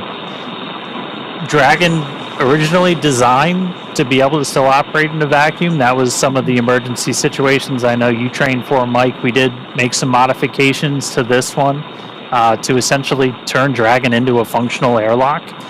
We added some additional vent paths. We do use like some of the same ones that you guys use to like pressurize the vestibule and stuff like that. That are actually in the hatch, but we've got an extra one in there to be able to essentially do that depress as quickly as we did. But we're gonna see that get down to a little under 1, and then we're gonna see Jared kind of jump into action. He's gonna unlatch the hatch, and then he's gonna give it a little pull to break the initial stiction, and then we're gonna be able to see Sarah. 1.5 psia. All suits look good. One copy.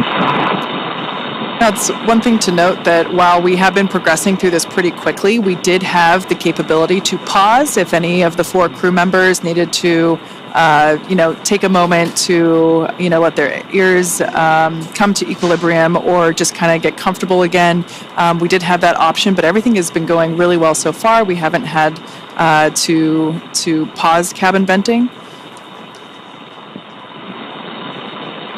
And if you're just tuning in, heck of a time to do it. We're about good timing. A little under 28 minutes into the spacewalk today, which again, that started when we started flowing O2 to the suits of these crew members. That was at 3:12 Pacific, 10:12 UTC. We just heard that Dragon's now in its EVA attitude. Handover complete.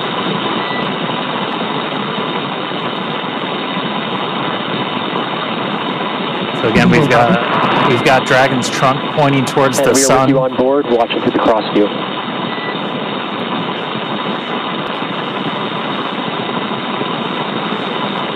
That was SpaceX Core Arthur Burialt, just letting the crew know that where the cameras are on inside and basically which camera is looking at them. It's so fun to hear Arthur's voice because he was actually a part of our mission as well. In fact, Arthur was an intern. Started out as an intern when we were first starting the training, and so now to see him as a core and is pretty neat. Very similar to Sarah, who also started as an intern. Yes, yeah.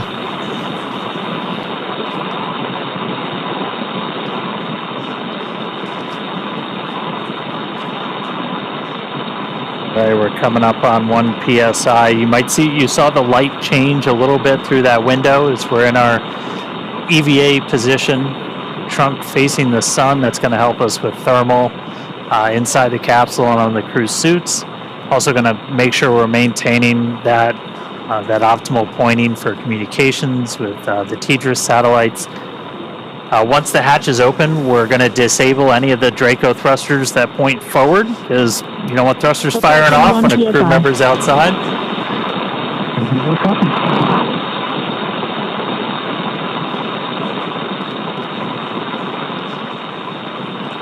We're at 1. You can see the suit pressure is ticked down too. There's about 4.7 difference between the suit and the ambient cabin there in Dragon. That umbilical that you see there just to the side of Jared, that will continue to flow the air into his suit as well as provide telemetry and communications connection. That's also where we have the safety harness built in as well, so it's able to... Dragon SpaceX, cabin pressure below hatch operating limit. Stand by for transition to hatch open prep. Here we go.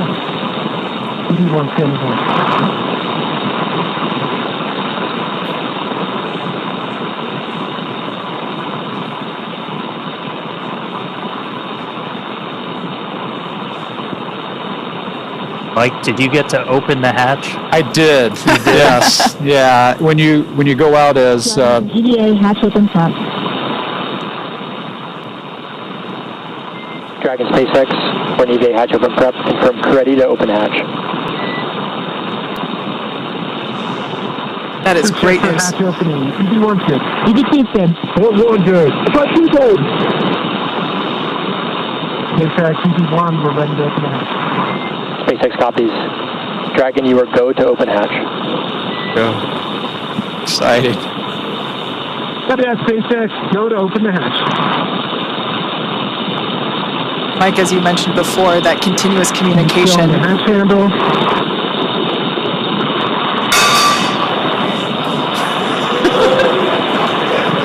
As you can hear, we do have a crowd gathering outside of Mission Control here in Hawthorne. In their excitement, somebody dropped a cup. We can see our commander, Jared Isaacman, now turning the crank, which allows the that top hatch to open. We'll see him give it a pretty heavy... EV1, hatch is visually indicating open. SpaceX copies. Stand by.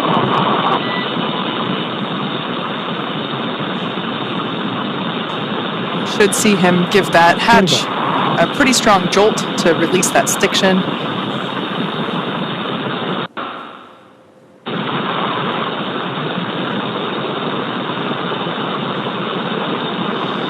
Hatch is now unlatched.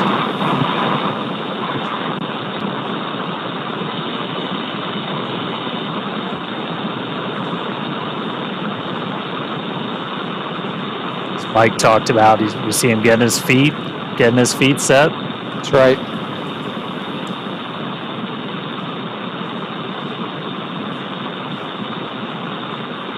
Dan, you'd asked if I'd gotten open the hatch. So when you go out as EV1, just like Jared here is EV1, that's typically the role for you is to open that hatch. And you guys have to draw straws, fight over who gets. It's exciting. It is. It's very exciting. Yeah. Now, for those of you that have just recently joined, as you can see, we have successfully depressurized the Dragon capsule down to 0 PSIA. You see that in the bottom left corner of your screen. Our 4 Polaris Dawn crew members have gone through the O2 flow, and we see Commander Jared Isaacman now standing by to open that top hatch. The nose cone is already open. It opened just shortly after the crew got into orbit. So, Dragon SpaceX target pressure reached.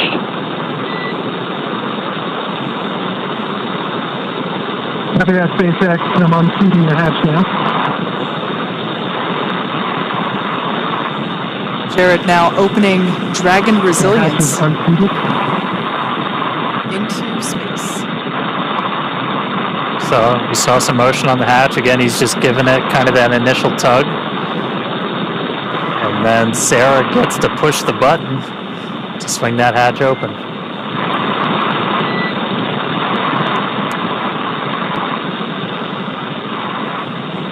Much more movement there on the forward hatch.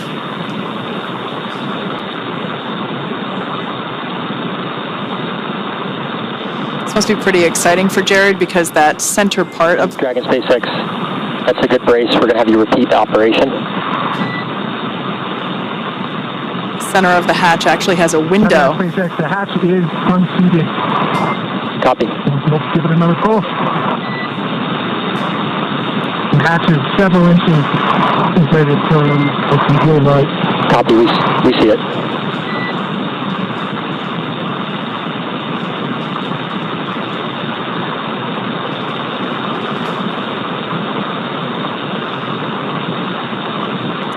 Looking out that tiny window there in the forward hatch, knowing he is going to have a much bigger window in just minutes.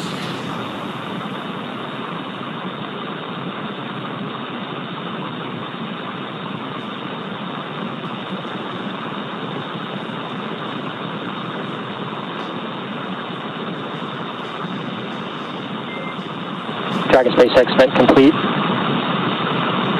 EV1 return to seat. Then EV1 copies, transitioning back under the display.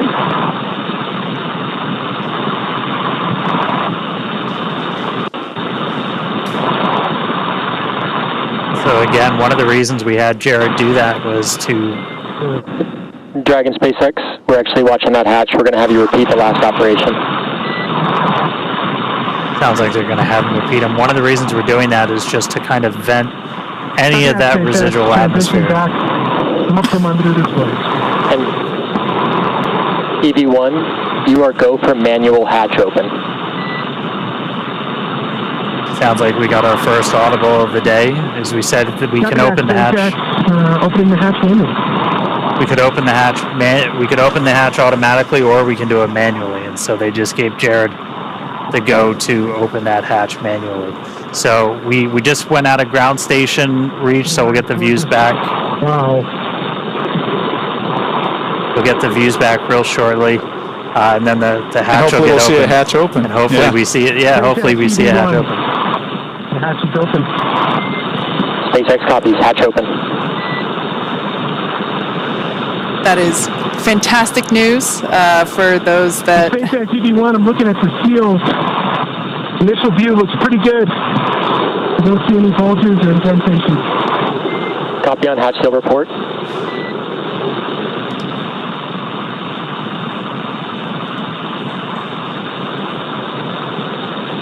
Yeah, that seal that you just heard him talking about, it's such a important part for the end of the EVA, right? So that when they close that hatch again, you get a good... Open. Get a good seal of that.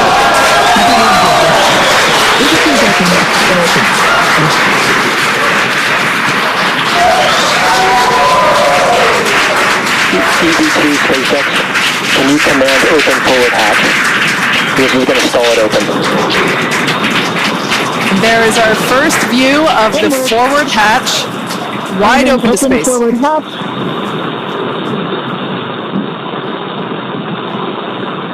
Execute.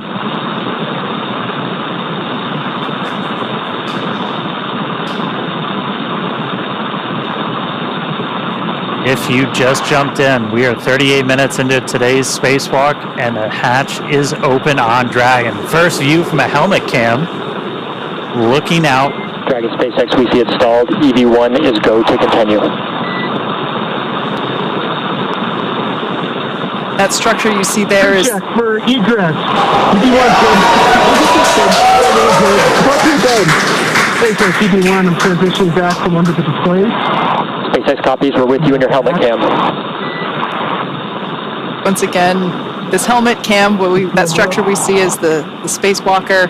This is Jared now egressing through the forward hatch of Dragon Resilience.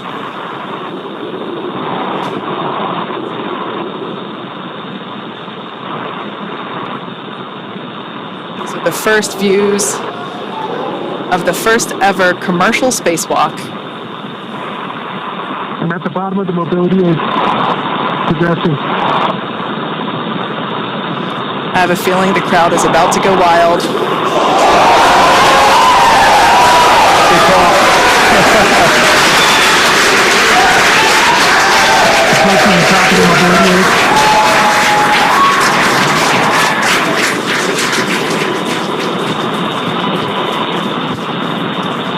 There's SpaceX. Back at home, we all have a lot of work to do, but from here, Earth sure looks like a perfect world.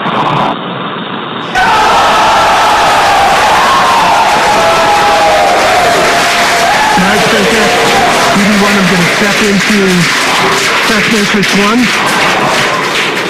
Single-handed mobility demonstration.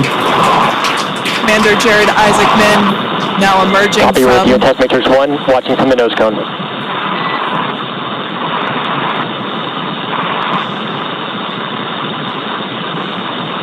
Up, down, left, and right are 3s.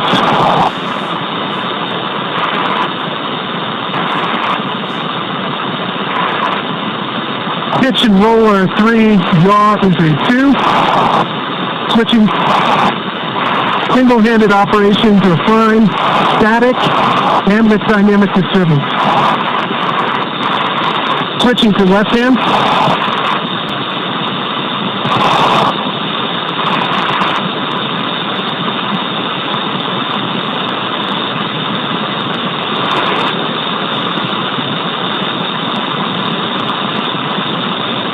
Up, down, left, and right are 3s, maybe a 2.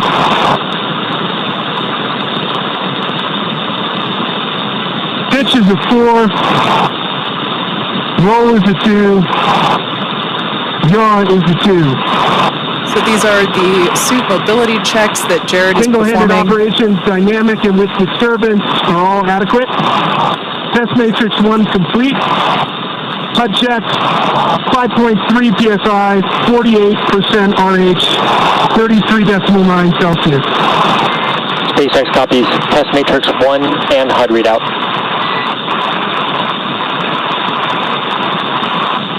Crew ops check, EV1 good. EV2 check, one good. Question good. Okay, stepping into vertical translation. We're going to start with the horizontal bars.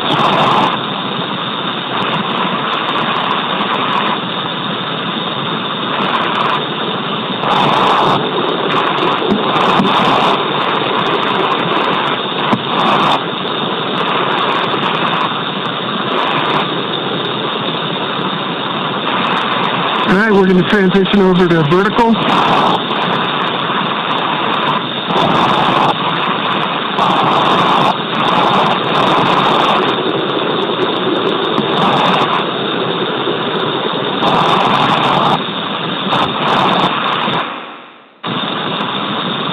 I'd say vertical and horizontal are equally workable, slightly favors horizontal.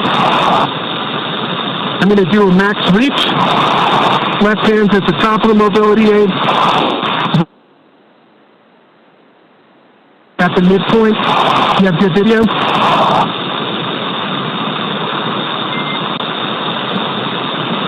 We just lost our live video, stand by 1.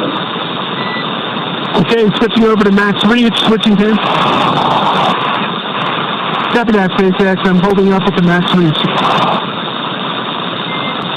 NEV1, go ahead and continue the operation. We'll let you know we're back on with live video.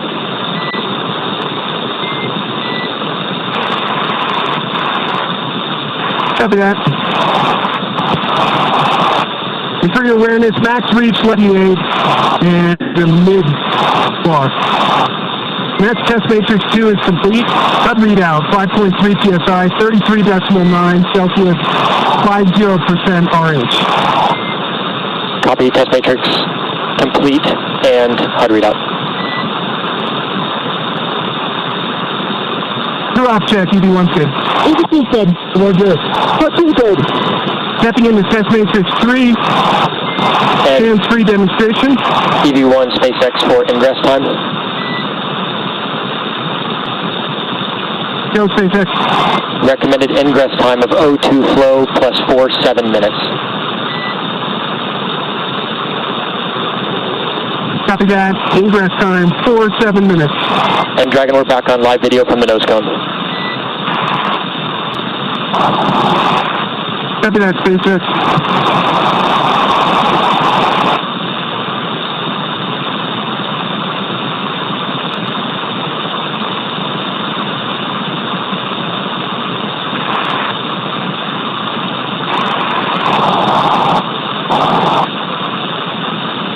in SpaceX EV1. I would say the hands-free demonstration is very comparable to the trainer in terms of the foot restraints. SpaceX copies. And EV1, when you have time, if you'd like to return to the reach demonstration, we'll take a look at that with the live video. After that, test matrix 3 is complete. The HUD readout is 5.3 psi, 47% RH, 33.8 Celsius, and stepping back into max reach. Copy test matrix 3. And as you can see, top of the mobility aid. And let's get a quick crew off check. EV1 said, I'm good. What you good? Copy that. Okay, max reach, whether it's left or right hand, seems to be about the same. Top of the mobility aid, and then the mid-road. Copy, we see it. Checking up from the bottom.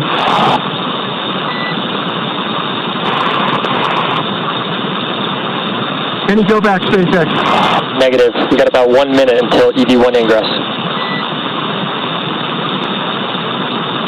Copy that, 1 minute.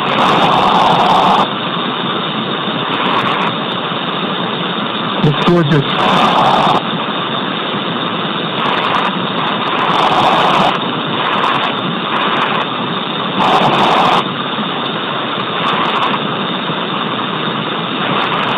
You want to see advised to get the intelligence and right foot. EV1, we're checking out your helmet cam now.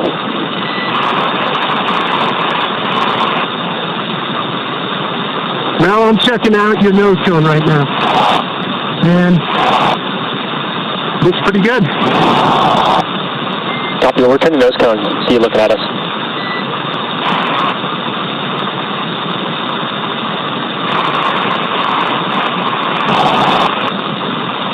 All right, we're coming up about that O2 flow timer time. Crew check for ingress. EV1 good. EV2 good. What you good? All right. SpaceX EV1. That's for the huge team effort that it took to get us to this point. We know it's just the start.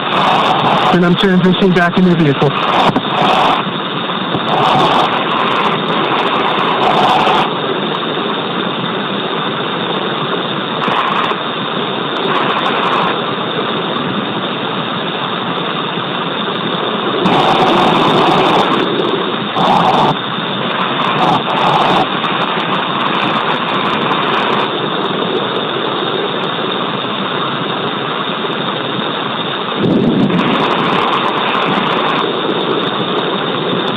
And SpaceX EV1, we've taken a quick look here at the hatch shields.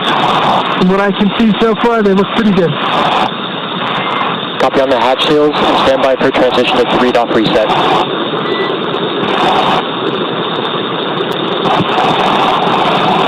Copy that, SpaceX. Good.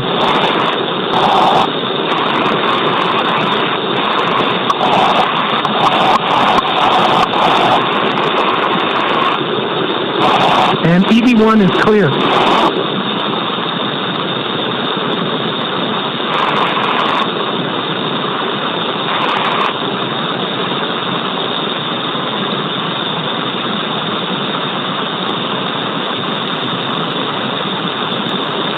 right, so Jared back inside.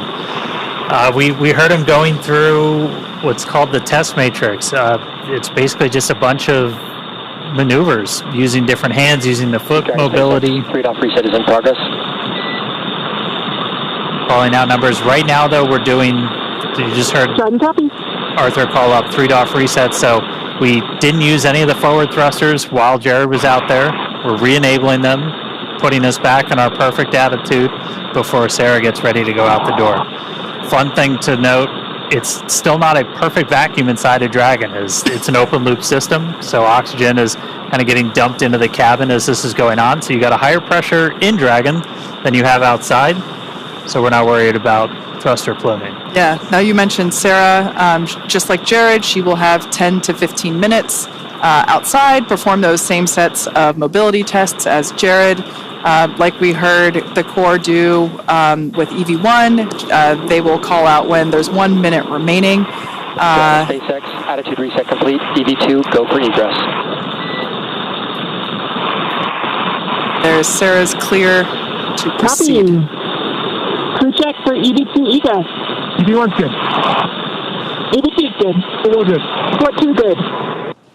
EV2 is going to go stand in the door and then step outside. Now this test matrix that Jared just performed and the one that Sarah's about to perform, they have both committed to memory in order to execute these. We saw it being done pretty efficiently. I can't believe how quickly that time went by. Mike, we were talking about how your spacewalks were hours and these guys only have 10 to 15 minutes and it just like that. Yeah, it can go pretty quick, and but fortunately... Skills look good. I see a little bit of a bulge between 14 and 13.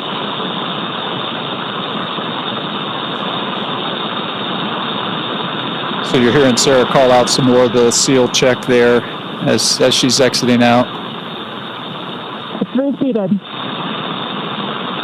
SpaceX copies that report. Good fix. So this was something we knew might happen. And Sarah, between 28 and 27. Copy. The crew trained on exactly what to do in this scenario. Just pop it back in. And Reseat one it. final between 19 and 18.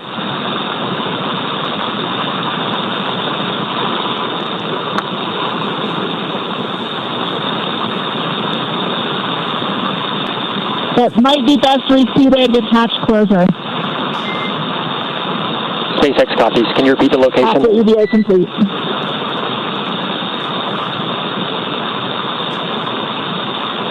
Between 19 and 18. All right, copy. I'll track that and ask again when you're ingress.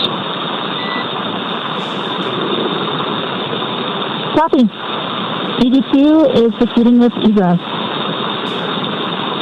Super exciting to see this. Our fellow SpaceXer, Sarah Gillis, now about to make her spacewalk. EV1, I'm going to hand this back to you.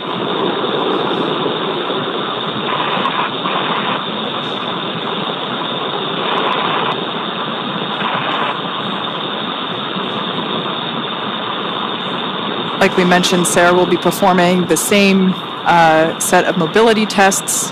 So we will do the same. Try to stand by and listen to those comms.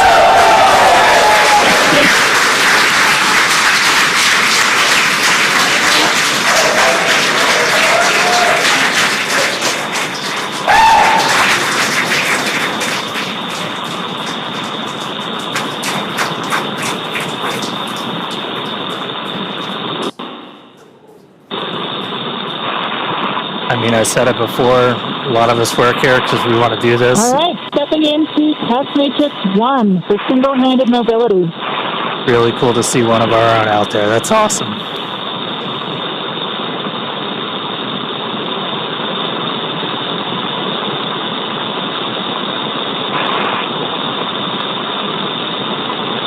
And EV2 for awareness, we're watching from the nose cone.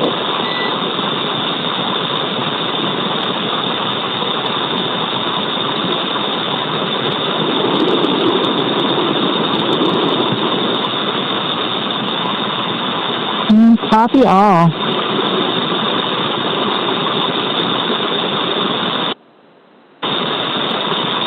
I would say in all three translation axes, I'm having certainly cross-coupled movements. Forward, back, I am inducing a bit of a roll.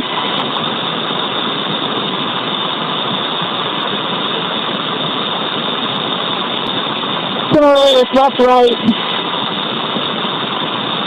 and up, down, a bit of a pitch, but all are achievable, rating of 3.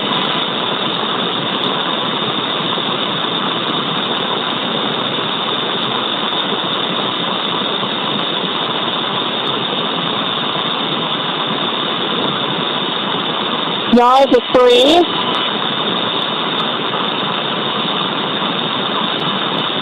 Roll to 4.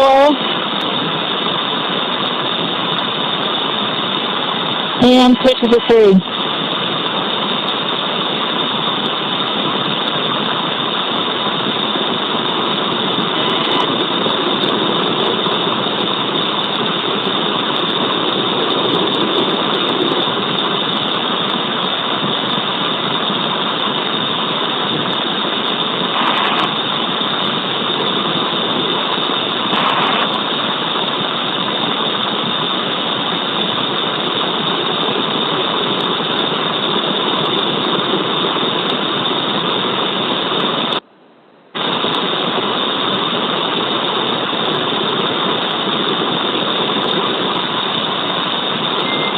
Towards the left hand, stepping into vertical translation. SpaceX copies. And EV2 for awareness, we're tracking an ingress time at O2 flow, 5-9 minutes. Copy, 5-9 minutes.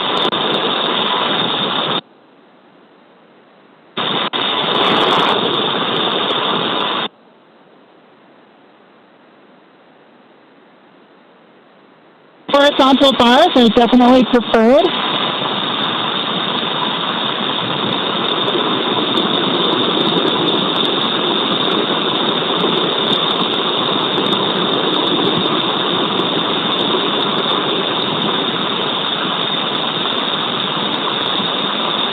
And I'm adequately able to stabilize my body with single-hand disturbances.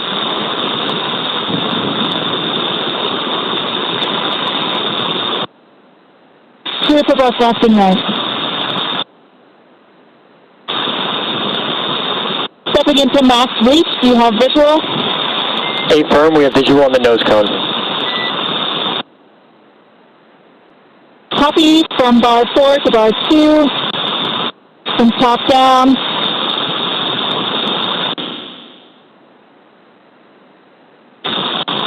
And similar reach from bar 2 up to bar 4. SpaceX copies reach. And EVA test matrix 1 complete. Seat pressure 5.25, 33.8 Celsius, 37% humidity. SpaceX copies HUD readout and test matrix 1 complete.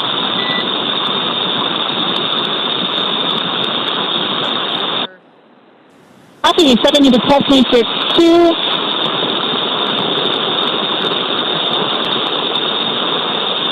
Like we mentioned before, views going in and out due to those ground station coverage gaps. Yeah, we comms are Some of the same. Comms are through satellites, but we've got ground stations for video on Dragon. As you can see in the tracker, we just flew over on New Zealand. We're about to go right over the middle of the Pacific. No ground stations in the middle of the Pacific. Forward are actually pretty good.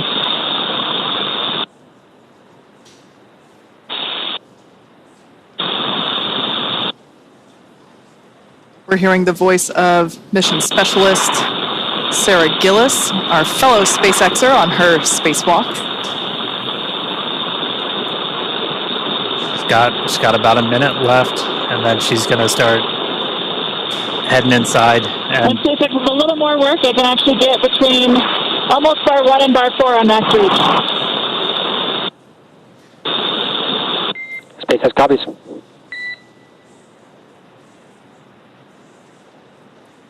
And you could see the Earth dark, and we flew into like an orbital. All right, and test matrix 2, trying to combine them, so we'll call that complete. Seat pressure 5.27, 38% humidity, 33.7 Celsius. SpaceX copies matrix complete and HUD readout.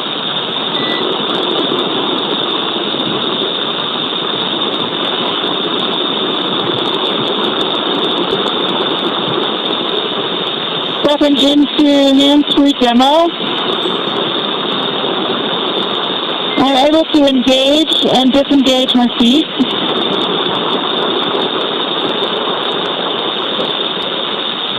Copy that, EV2, and once you are able to engage, disengage, we'll actually have you start ingress. We're just over 5-9 minutes O2 flow.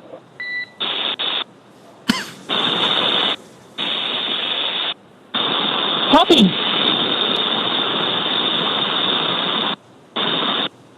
With that, EV2 is proceeding with ingress. Please check for ingress. EV1's good. EV2 is good. Good. 14 good. Copy. Coming on in.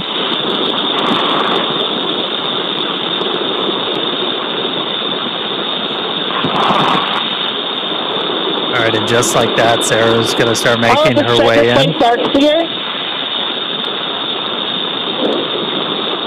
Check those hatch seals again. SpaceX copies on striker plates. And EV2, I have one more ask for the hatch, if you can check that out as well when ready to copy.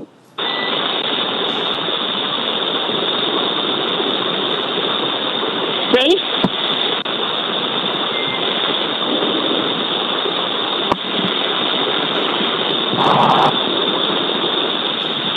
And copy. Copy. And EV2, what I'll have you do is, when you ingress, can you get eyes on the hatch handle mechanism and see if the handle has been stowed in the do not stow window, and report if you can see that?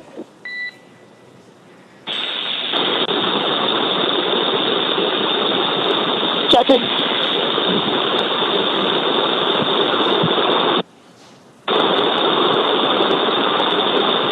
I think it's just outside. Copy, just outside. Thank you. Just outside the range.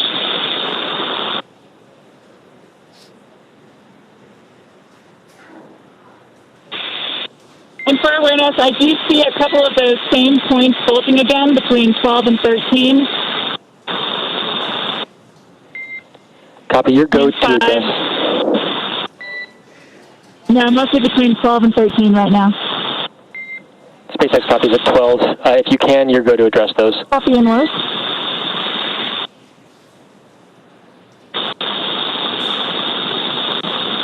These numbers being called out represent the location around.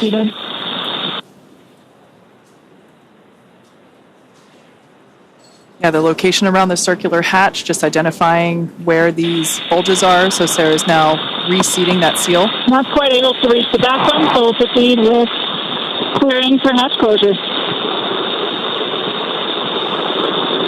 Just like that, we're already hearing about hatch closure.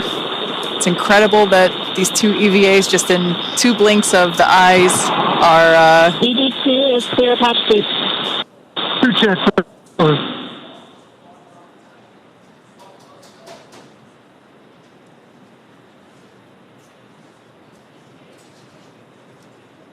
On your screen there is SpaceX Core, or Crew Operations and Resource Engineer. On duty tonight is Arthur Berrialt.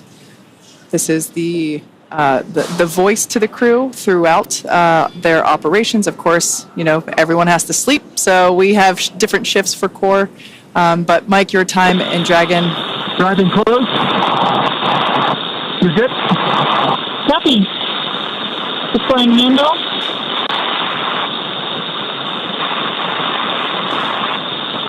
Applying force. And closing.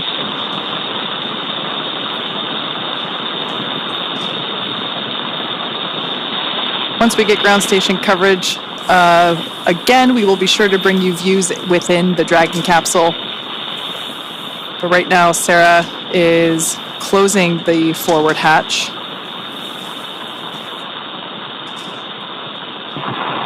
It sounds like we might give the motor a try. Confirm the hatch is visually indicating closed. And hatches verified latch. Okay, command and EVA hatch closed.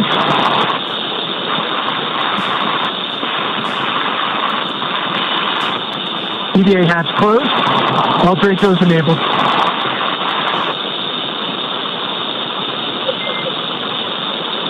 Dragon SpaceX, we see EVA hatch closed and pressure indicates good hatch seal. Stand by for transition to EVA repress 1.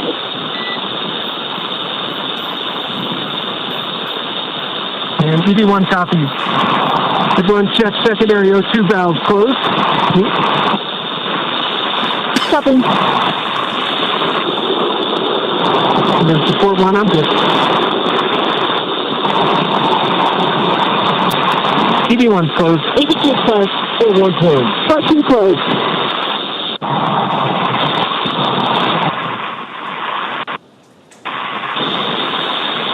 So a couple of real big moments right there. Sarah was able to make sure. We're in EVA repress 1. We copy secondary flow is closed and agree. EVA repress 1. She was able to make sure that the seals were in good spot. We got the hatch closed. You can crew, see. we're at about half PSI for 8.3. See the pressure starting to tick up.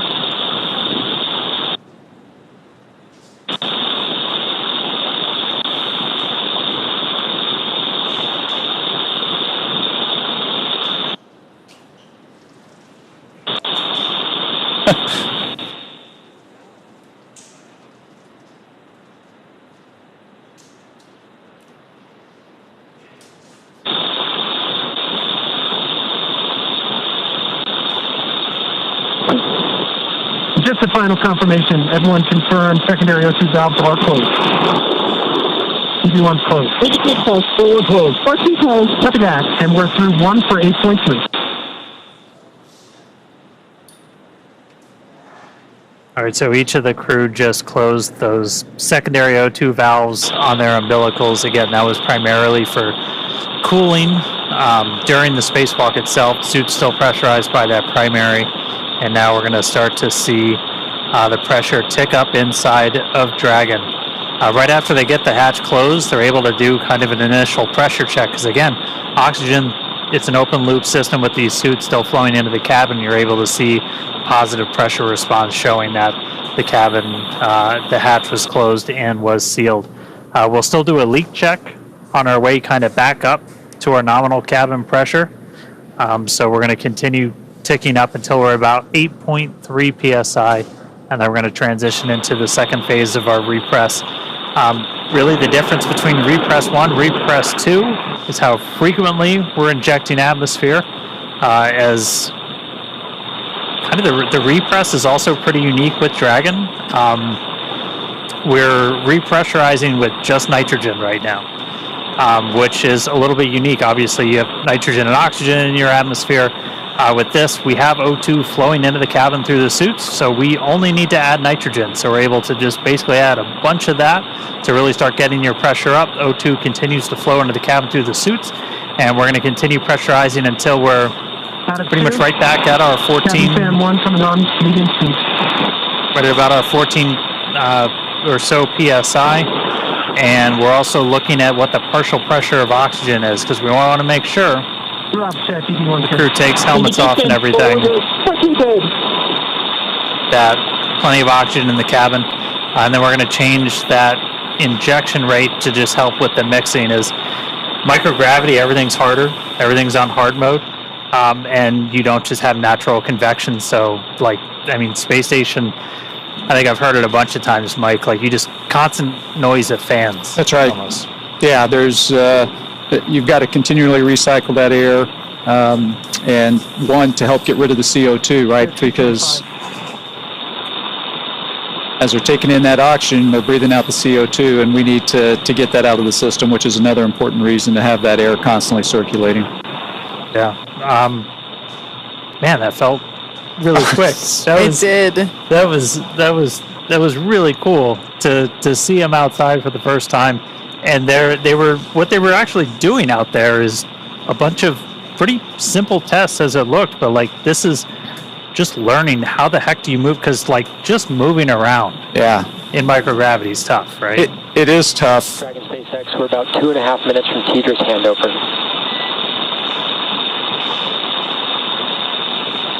EV1 copy.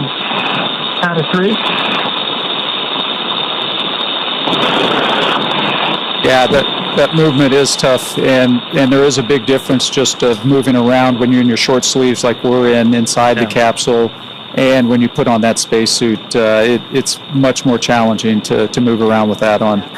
Yeah, and what they were really doing was just kind of like you put your hand on Skywalker, and then you're changing your pitch, you're doing translation up and down and everything.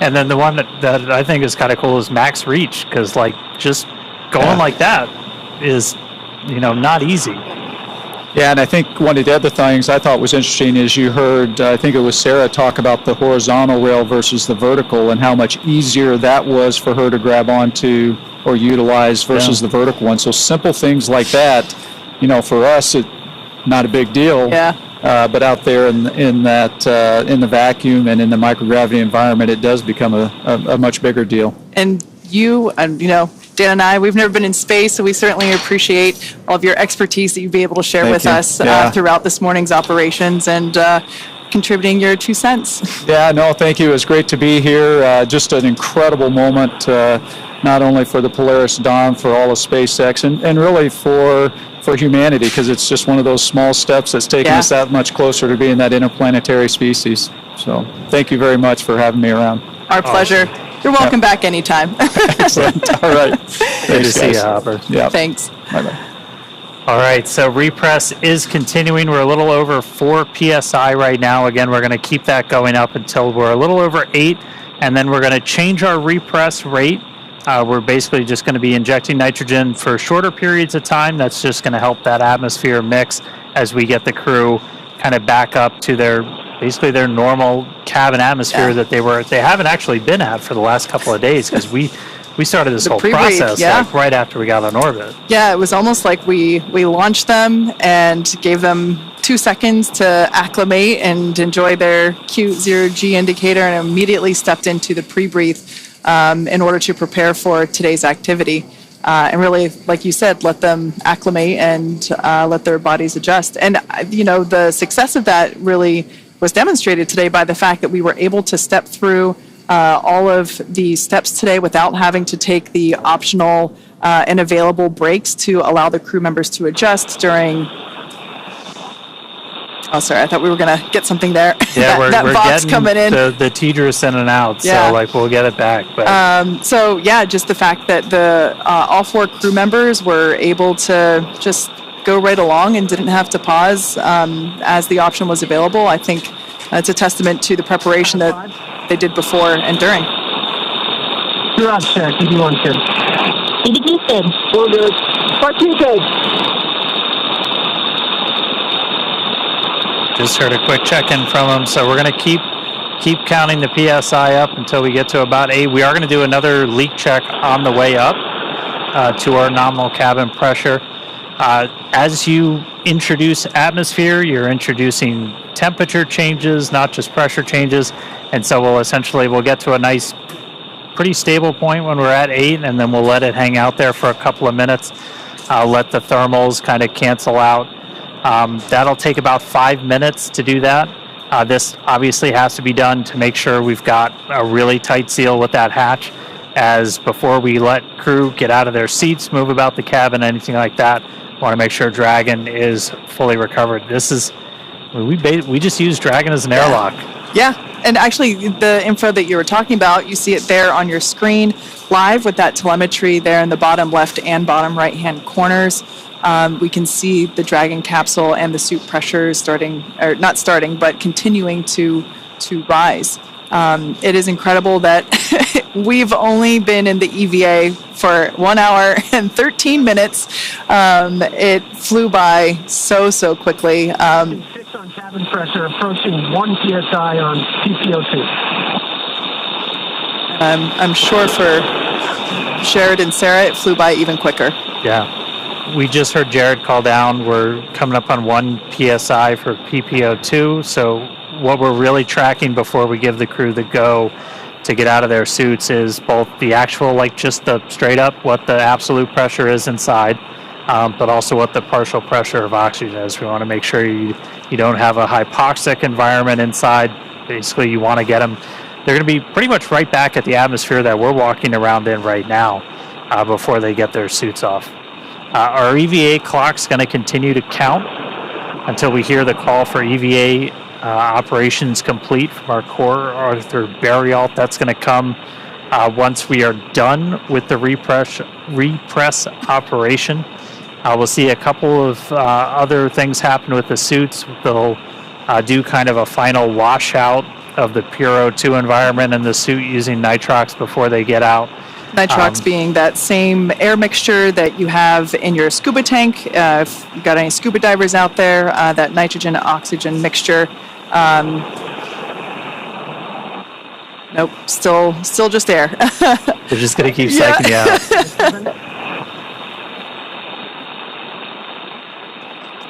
Should hopefully be getting video back from ground stations. SpaceX passing 7. Stand by for transition to repress 2 at 8.3.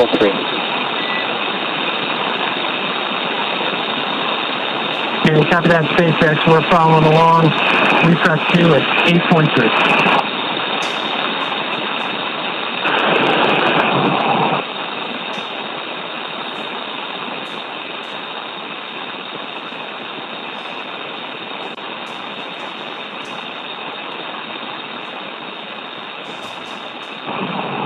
Yeah, so once we transition to repress 2, once we're at about 8.3 psi, we'll stay there for about 2 minutes.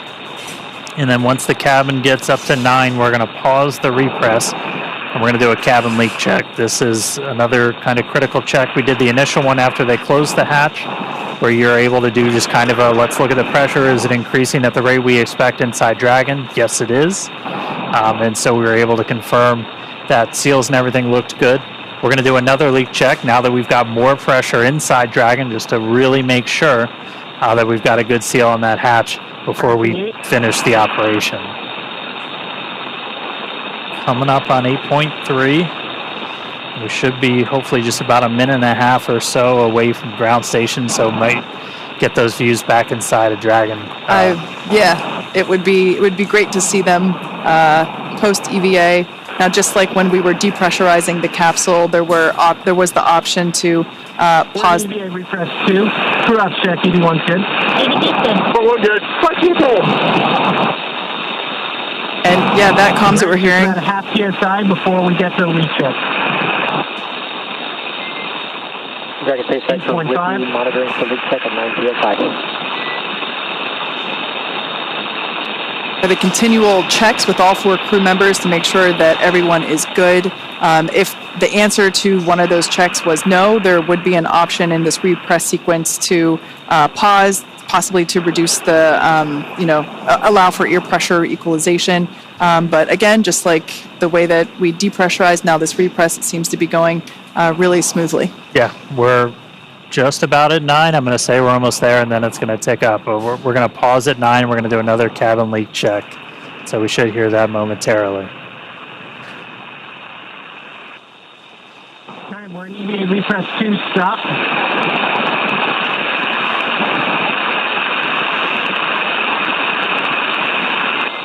Dragon SpaceX is with you in EVA repress 2, stop. Waiting 5 minutes for thermal stabilization. And we're copy that, SpaceX. We're tracking. And crew for your awareness and do a positive repress rate. We're 30 seconds into the leak check.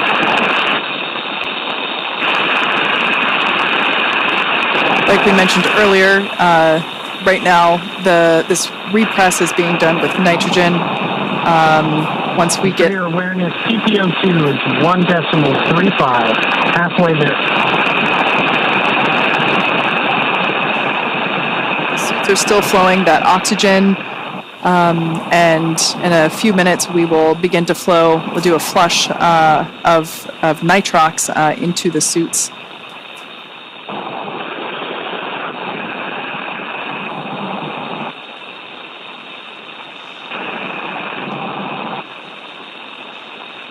All right, we got our views back. There they are.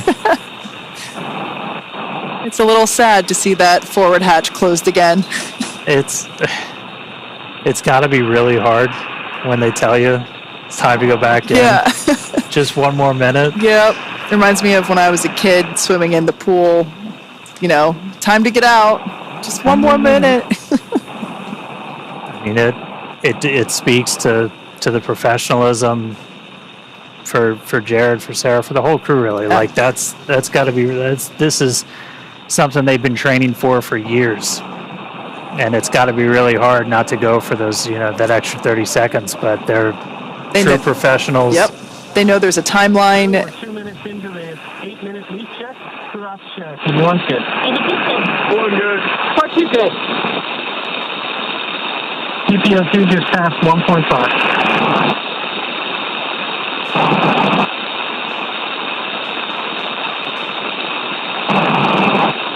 We're a couple minutes into our leak check. You're seeing the pressure continue to tick up. We've stopped the nitrogen injections, but again, oxygen coming out of essentially a vent line on those suits.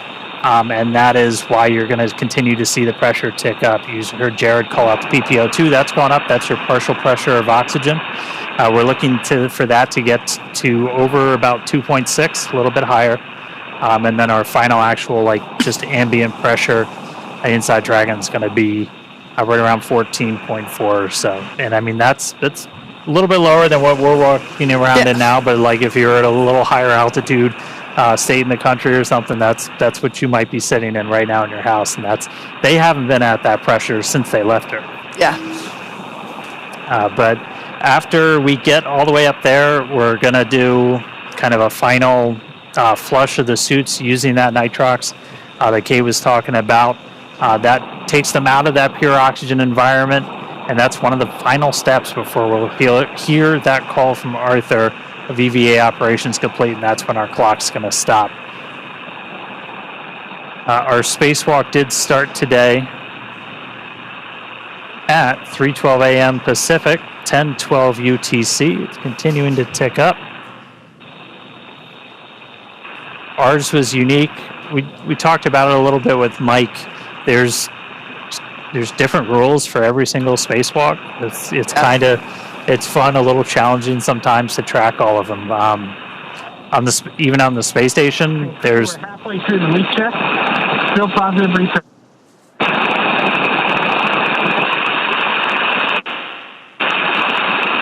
We're about halfway through the leak check, so we got about 4-ish minutes left.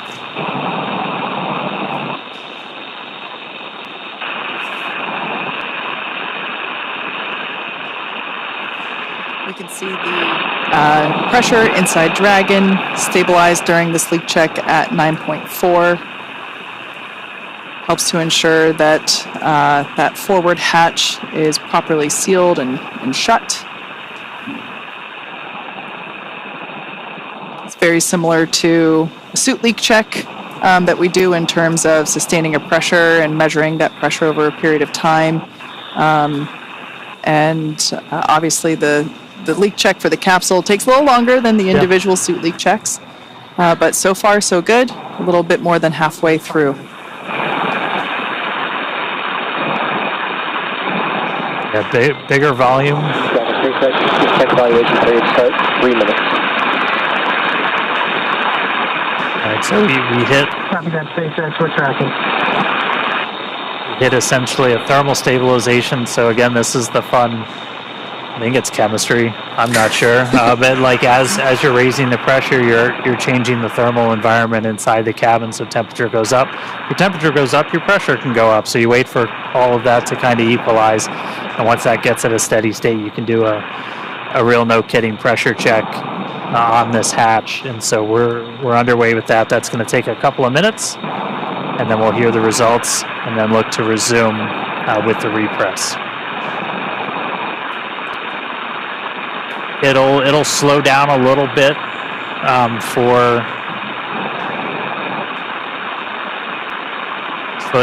for the remaining of the repress. Kind of going in reverse. When we did the depress, that initial, a lot of that atmosphere was flowing over, and once we got down low, it started to slow.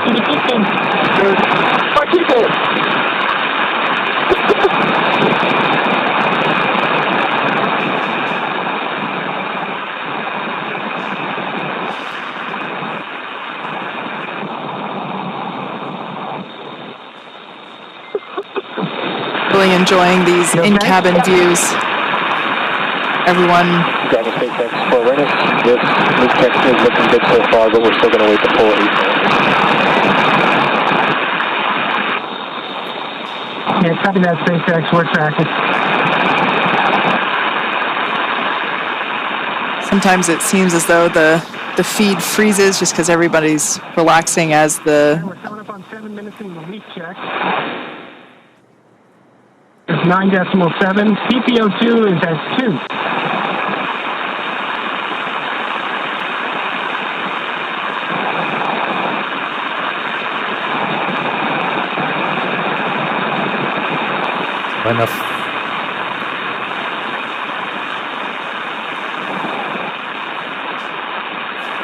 The final minute of our leak check.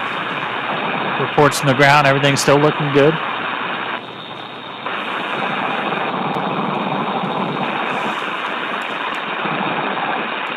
Heard Jared report down that partial pressure of oxygen right at about 2.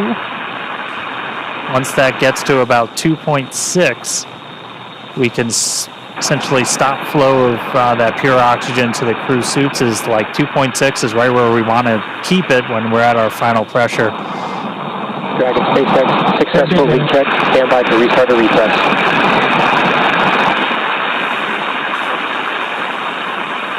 Copy that, SpaceX. We're following. Great news there. Successful leak check of the cabin. Repress 2.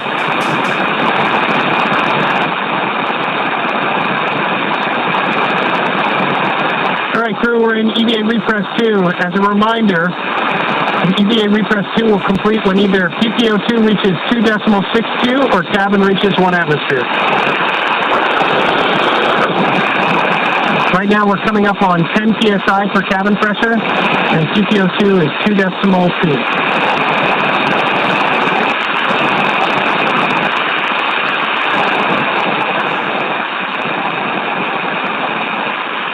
It's a really good explainer there from Jared. Again, those are the values we're looking at. We're seeing the PPO2, that partial pressure of oxygen, continue to tick up. Once that gets to about 2.62, we're going to be done flowing that pure oxygen to the suits of the crew.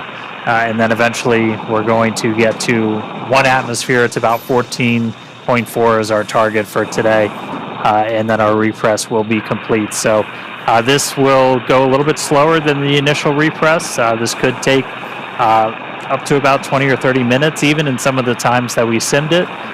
You don't want to introduce them super quickly to a higher pressure. Anytime you're doing pressure changes, as gradual as you can make it, the better. And that's why we have like the built-in holds that we talked about that the crew can do. Exactly. These are opportunities for the crew to pause the repress and just allow themselves to come to equilibrium. Words are hard. Words are really hard right now. It is. And we haven't had to utilize. 2.3 PPO2, targeting 2.62. Cabin pressure is at 10.3. If I was a betting man, I'd say we get to the PPO2 threshold first. At that time, O2 will switch to nitrox in the suit. All right, good news there. And cross check, he wants it. What's his name? Dragon SpaceX, we concur with EV1 call.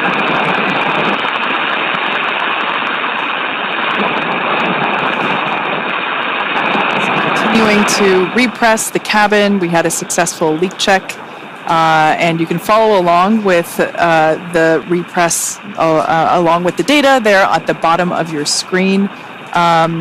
As Jared said, we are targeting about 14 psia for cabin pressure, or when cabin PPO2, that partial pressure for O2 reaches about 2.6. So we are continuing to progress pretty well. 2.4. Cabin's 10.55. However, as Dan just said, this portion of the repress could take up to 30 minutes, just so that we're allowing the crew to acclimate along with the capsule. Really cool day so far. It was awesome to see them, out there going through the test matrix. Like, we only got to talk about it a little bit, but just some of the different tests that they were doing while they're out there. This is like fundamental. How do you do a spacewalk? Well, first of all, you use your hands a lot. And how are you going to be able to move around? This is the first time we've ever had the suit in that environment, crew. And so they had basically a checklist of like, these are the things you're going to do. It was, use one hand and wave the other one around and see how well you can stabilize yourself, and then rate that activity on a scale of 1 to 5 and report it back to. We could hear that a little bit in the activity of, okay, I'm doing this thing. Here's the functionality of that test. Yep. Yeah. and then doing the reach test, doing the up and down, and they did it at the very end. You saw Jared go hands-free for a second, and that was we had a foot restraint in Skywalker as well. If you've ever watched a spacewalk in the space station, you've seen astronauts in the robotic arm getting flown around with just their feet strapped in. That's a pretty critical tool when you're working in microgravity, because otherwise, you go to swing the hammer and like it swings back at you. So you need something to kind of brace yourself, and a foot restraint can be really important. Yeah. It was. We also saw the helmet cam getting checked out. That was certainly a highlight for us to see what Jared was seeing. Even though at that point I think we were in the orbital night, but it was many amazing views, and it went by so quickly. Both Jared and and we're back. We got views again. SpaceX is with you. Reminder to start manual timer on nitrox to suits.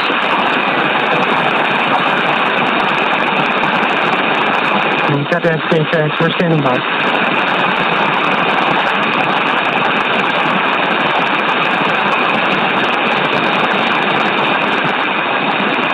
There it is. Clock started.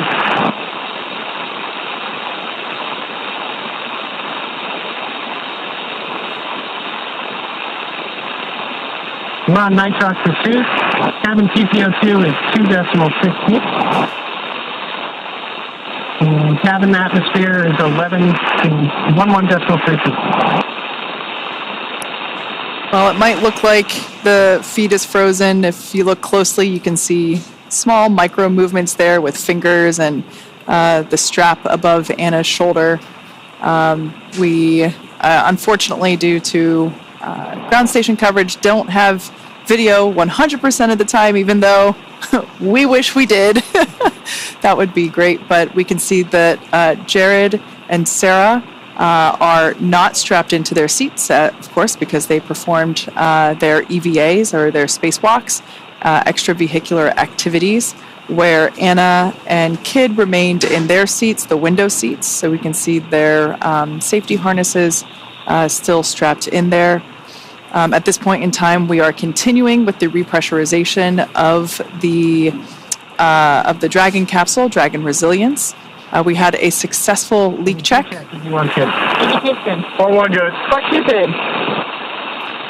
Commander Jared Isaacman continuing to check in with his three fellow. Check secondary O2 valve open.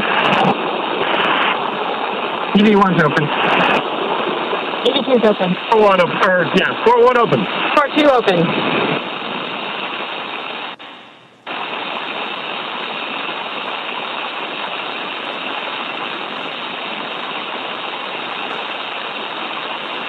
Continuing to repressurize the Dragon capsule.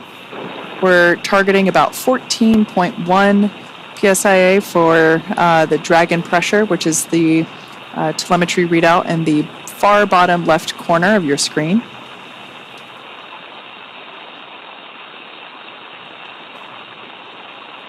Yep, and along with that, we're also tracking the partial pressure of oxygen. So we did hear that they've stopped the flow of pure O2 to the suits, and they've switched over to nitrox.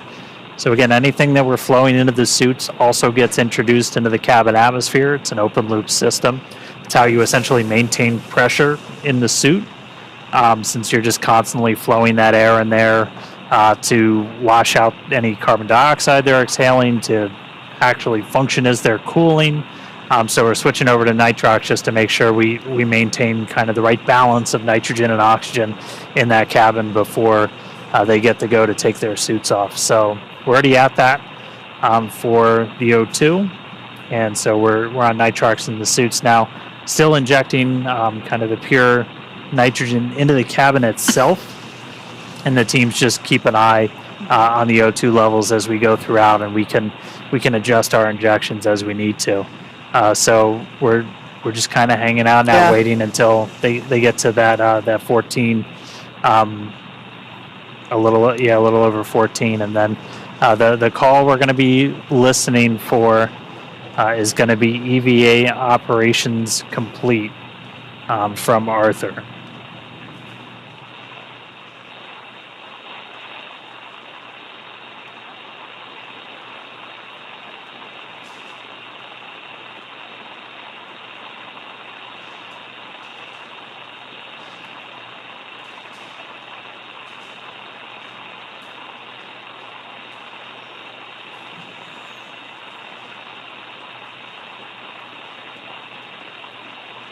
We're 4 minutes into the O2 walkout.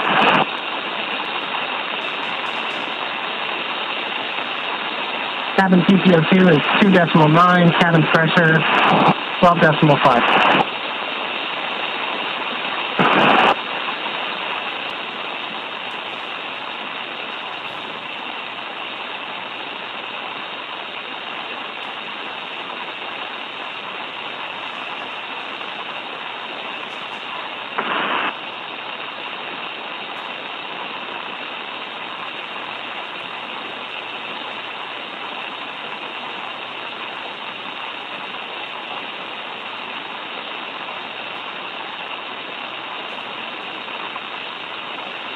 You can see the Polaris Dawn crew continuing as we continuing to monitor the repress of the Dragon capsule.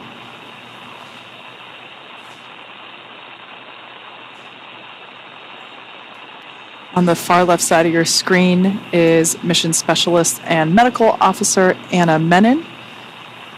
To her left, or our right, is Mission Specialist Sarah Gillis. Both of these wonderful women are our fellow SpaceX employees. So incredible to see them in space doing amazing things. Yeah, and seeing Sarah get to poke her head outside Dragon, that was, I mean, both of them have trained astronauts. They've basically gotten people ready to go do this, and it's got to just be really special to get up there and do it themselves. Incredibly. And then to the right of Sarah was Commander Jared Isaacman, who was the who performed the first EVA operation. So Jared went first, and then Sarah after him. And then on the far right-hand side of the capsule, so not this photo, but the live view inside, was Scott Poteet, prefers to go by his call sign Kid. He had the other window seat. Now, if you tuned into the launch phase of Polaris Dawn, you might recall that Scott... Period.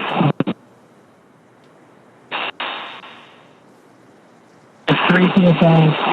Cabin pressure is 13.3.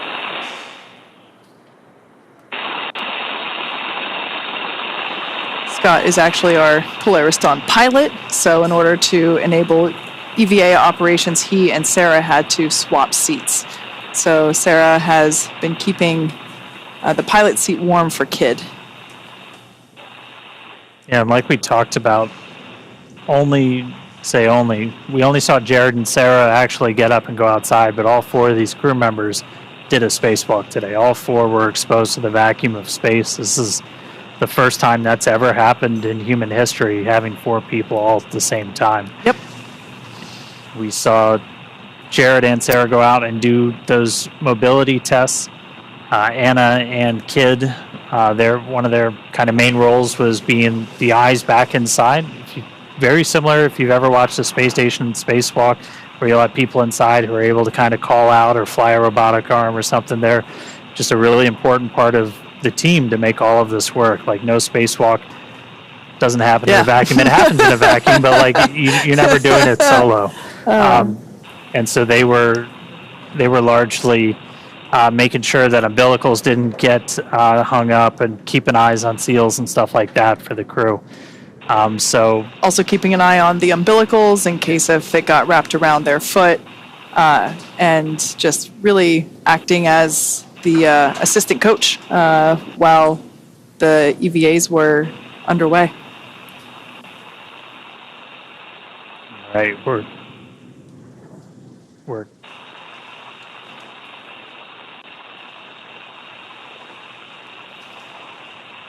coming up on 14 PSI. Again, we're already at the oxygen levels in the cabin that we'd look for. And so now we're just waiting until we get to that final pressure. Technically, the EVA is still underway. That's right. We have not yet heard the call out, EVA complete.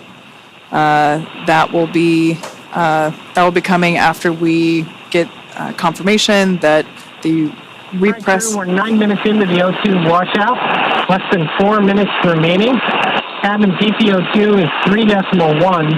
Cabin pressure is coming up on 14.1. I want to review a few things. So when the timer reaches 13 minutes, we're going to shut down the nitrox flow to suits. Then we're going to close secondary O2 valves. And then you can use your manual vent valve into plate. When your visors, do not disconnect the umbilicals. How copy? One's good. Each is good. One good. Four two good. Dragon SpaceX, we are less than 2 minutes from a TDRS handover, but copy your call and plan, we concur. That was Jared just reminding the rest of the crew that when the timer hits 13 minutes, the order of operations, they have that manual valve there, and this is something that we've seen all morning is continual check-ins. EVA repress is complete, continuing suit washout.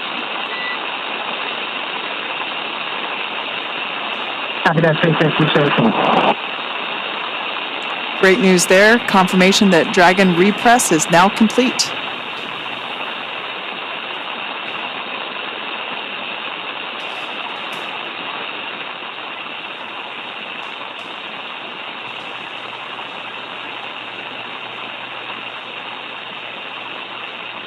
So right now we're just waiting for that final, we call it the O2 washout. So again, we've been using nitrox instead of the pure oxygen into those suits.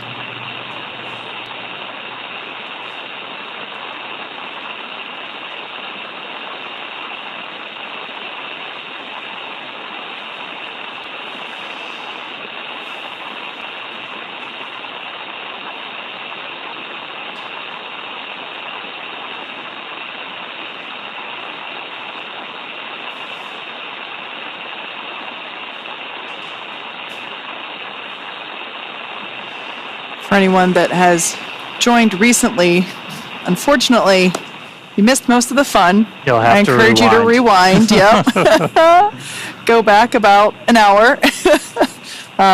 We have had successful completion of both Jared and Sarah's spacewalks. We saw them move through their test matrix and perform the suit mobility tests and the testing of the Skywalker mobility aid located at the top of the Dragon capsule. 1 minute to go.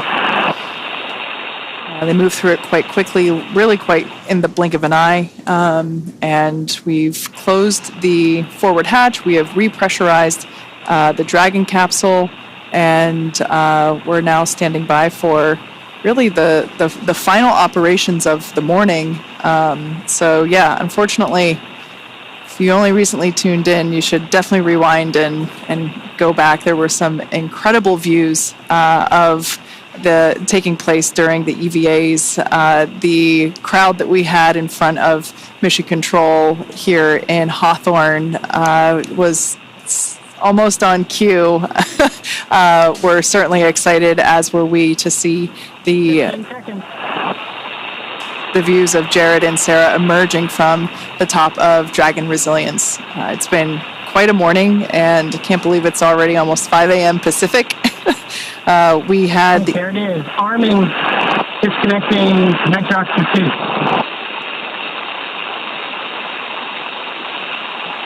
And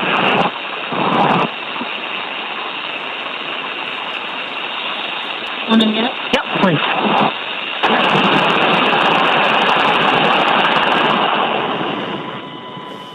All right, check secondary O2 valves closed. EV1's closed. EV2's closed. 4-1 closed. 4-2 closed. All right, you're going to manually vent down.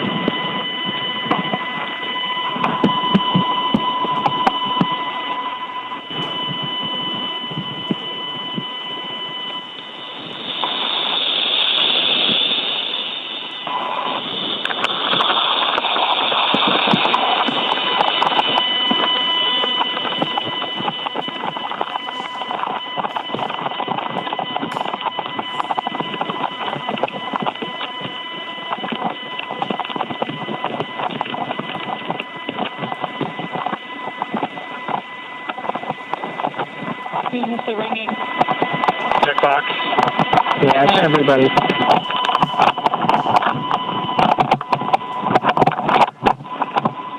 Whew.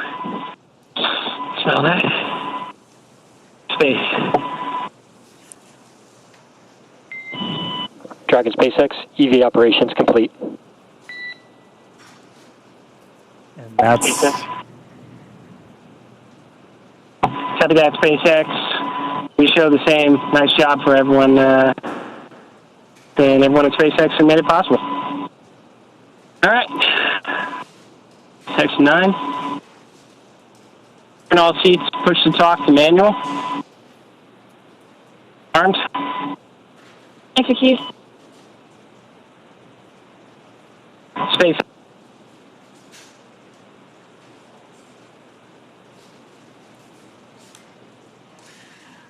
Wow. If you're just joining us, we just heard the call out that EVA operations are complete, which marks the completion. EV1, comm check on manual push to talk. Manual push to talk, loud and clear. All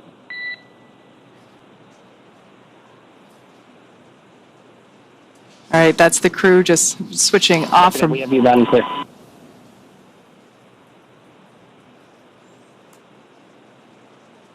Just switching off from Vox and back on to the push to talk. That silence, really, that's it. That was the first ever commercial spacewalk. We started at 3:12 a.m. Pacific time, which puts us at 1 hour and 46 minutes. The 4 astronauts on board Dragon Resilience performed a suited pre-breathe process to acclimate their bodies for the reduced pressure. After that, the cabin was vented and the hatch door was opened. And Mission Commander Jared Isaacman, he was the first to exit the spacecraft. He got out there. We saw him right as we were starting to get into that orbital sunset. He was able to complete all of his tasks before he ingressed, got back inside of Dragon. We did that quick attitude adjustment, and then it was SpaceX's own Sarah Gillis, the second to exit the spacecraft, do her task for the EVA. Jared and Sarah got back inside. Everybody's reporting back healthy. We had a pretty smooth and nominal repress. Our mission pilot, Scott Kidd Poteet, and our mission specialist and medical officer, Anna Menon, have been supporting the spacewalk throughout from inside. They went through the same pre-breathe, the same depress process as Jared and Sarah. They did a spacewalk too today, and everybody's reporting back healthy. And just, I'll say it again because all the stat heads out there, I know you guys are tracking, our official start time was 3:12 a.m. Pacific. And our official end was at 4:58 a.m. Pacific. That was 1 hour and 46 minutes of spacewalking time. Next, the crew's going to prepare for post-EVA operations. This is powering down everything on their suit. These were only needed, obviously, while they were in there. They're going to be able to get out of their suits next and kind of start moving around the cabin. They turned the Vox off, so we're not hearing kind of like the constant back and forth anymore.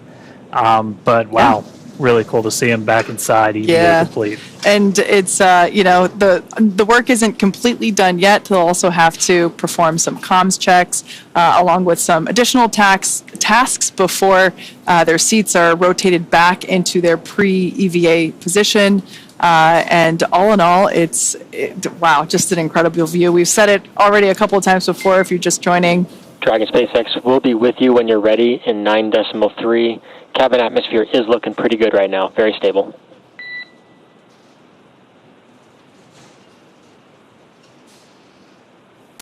Yeah, copy that, SpaceX, and we are ready for your seat rotation. SpaceX All copies, right, report when that initiating. is incredible news. Okay. We're derotation, so again, after that, the crew will be able to get out of their suits, and that'll be the end of just a really successful day. Hour and 46 minutes to say. So the Polaris Dawn crew, they're back in their seats inside Dragon, completed a successful spacewalk, first ever from Dragon. A massive congratulations to the crew, all the teams at SpaceX who made this possible. This was spacewalks are hard, and this was an incredible amount of work over years to get ready. Special thanks to Mike Hopper for being here with us today, sharing some great insights. Always good to have somebody who's done this. You explain what's happening. That was awesome. Not only having done EVAs himself, but also he's a Dragon rider. He commanded the Crew 1 mission, so it was great to have him. Now, Polaris Dawn is the first mission in the Polaris program that will demonstrate new technologies, conduct extensive research, and ultimately culminate in a flight of SpaceX's Starship with humans on board. All of this while continuing to raise funds and awareness for important causes here on Earth. Now, you can learn more about the program at polarisprogram.com. This has been an incredible mission. On day 2, Dragon went to its high apogee point, the highest point in its orbit, more than 1,400 kilometers. That's higher than any Dragon mission to date. This is the farthest from Earth anybody has been since Apollo, and in over 50 years, since 1972. And then through first civilians to perform an EVA in space, first one in Dragon. Yeah, and the crew also the first to test Starlink laser-based communications in space. Excuse me, I got too excited. And of course, we'll also be back to bring you live coverage of Splashdown, which you have in a couple of days, obviously weather dependent. But you can stay on top of all of the SpaceX updates by following us on X. Thank you for watching, and we'll see you back here real soon.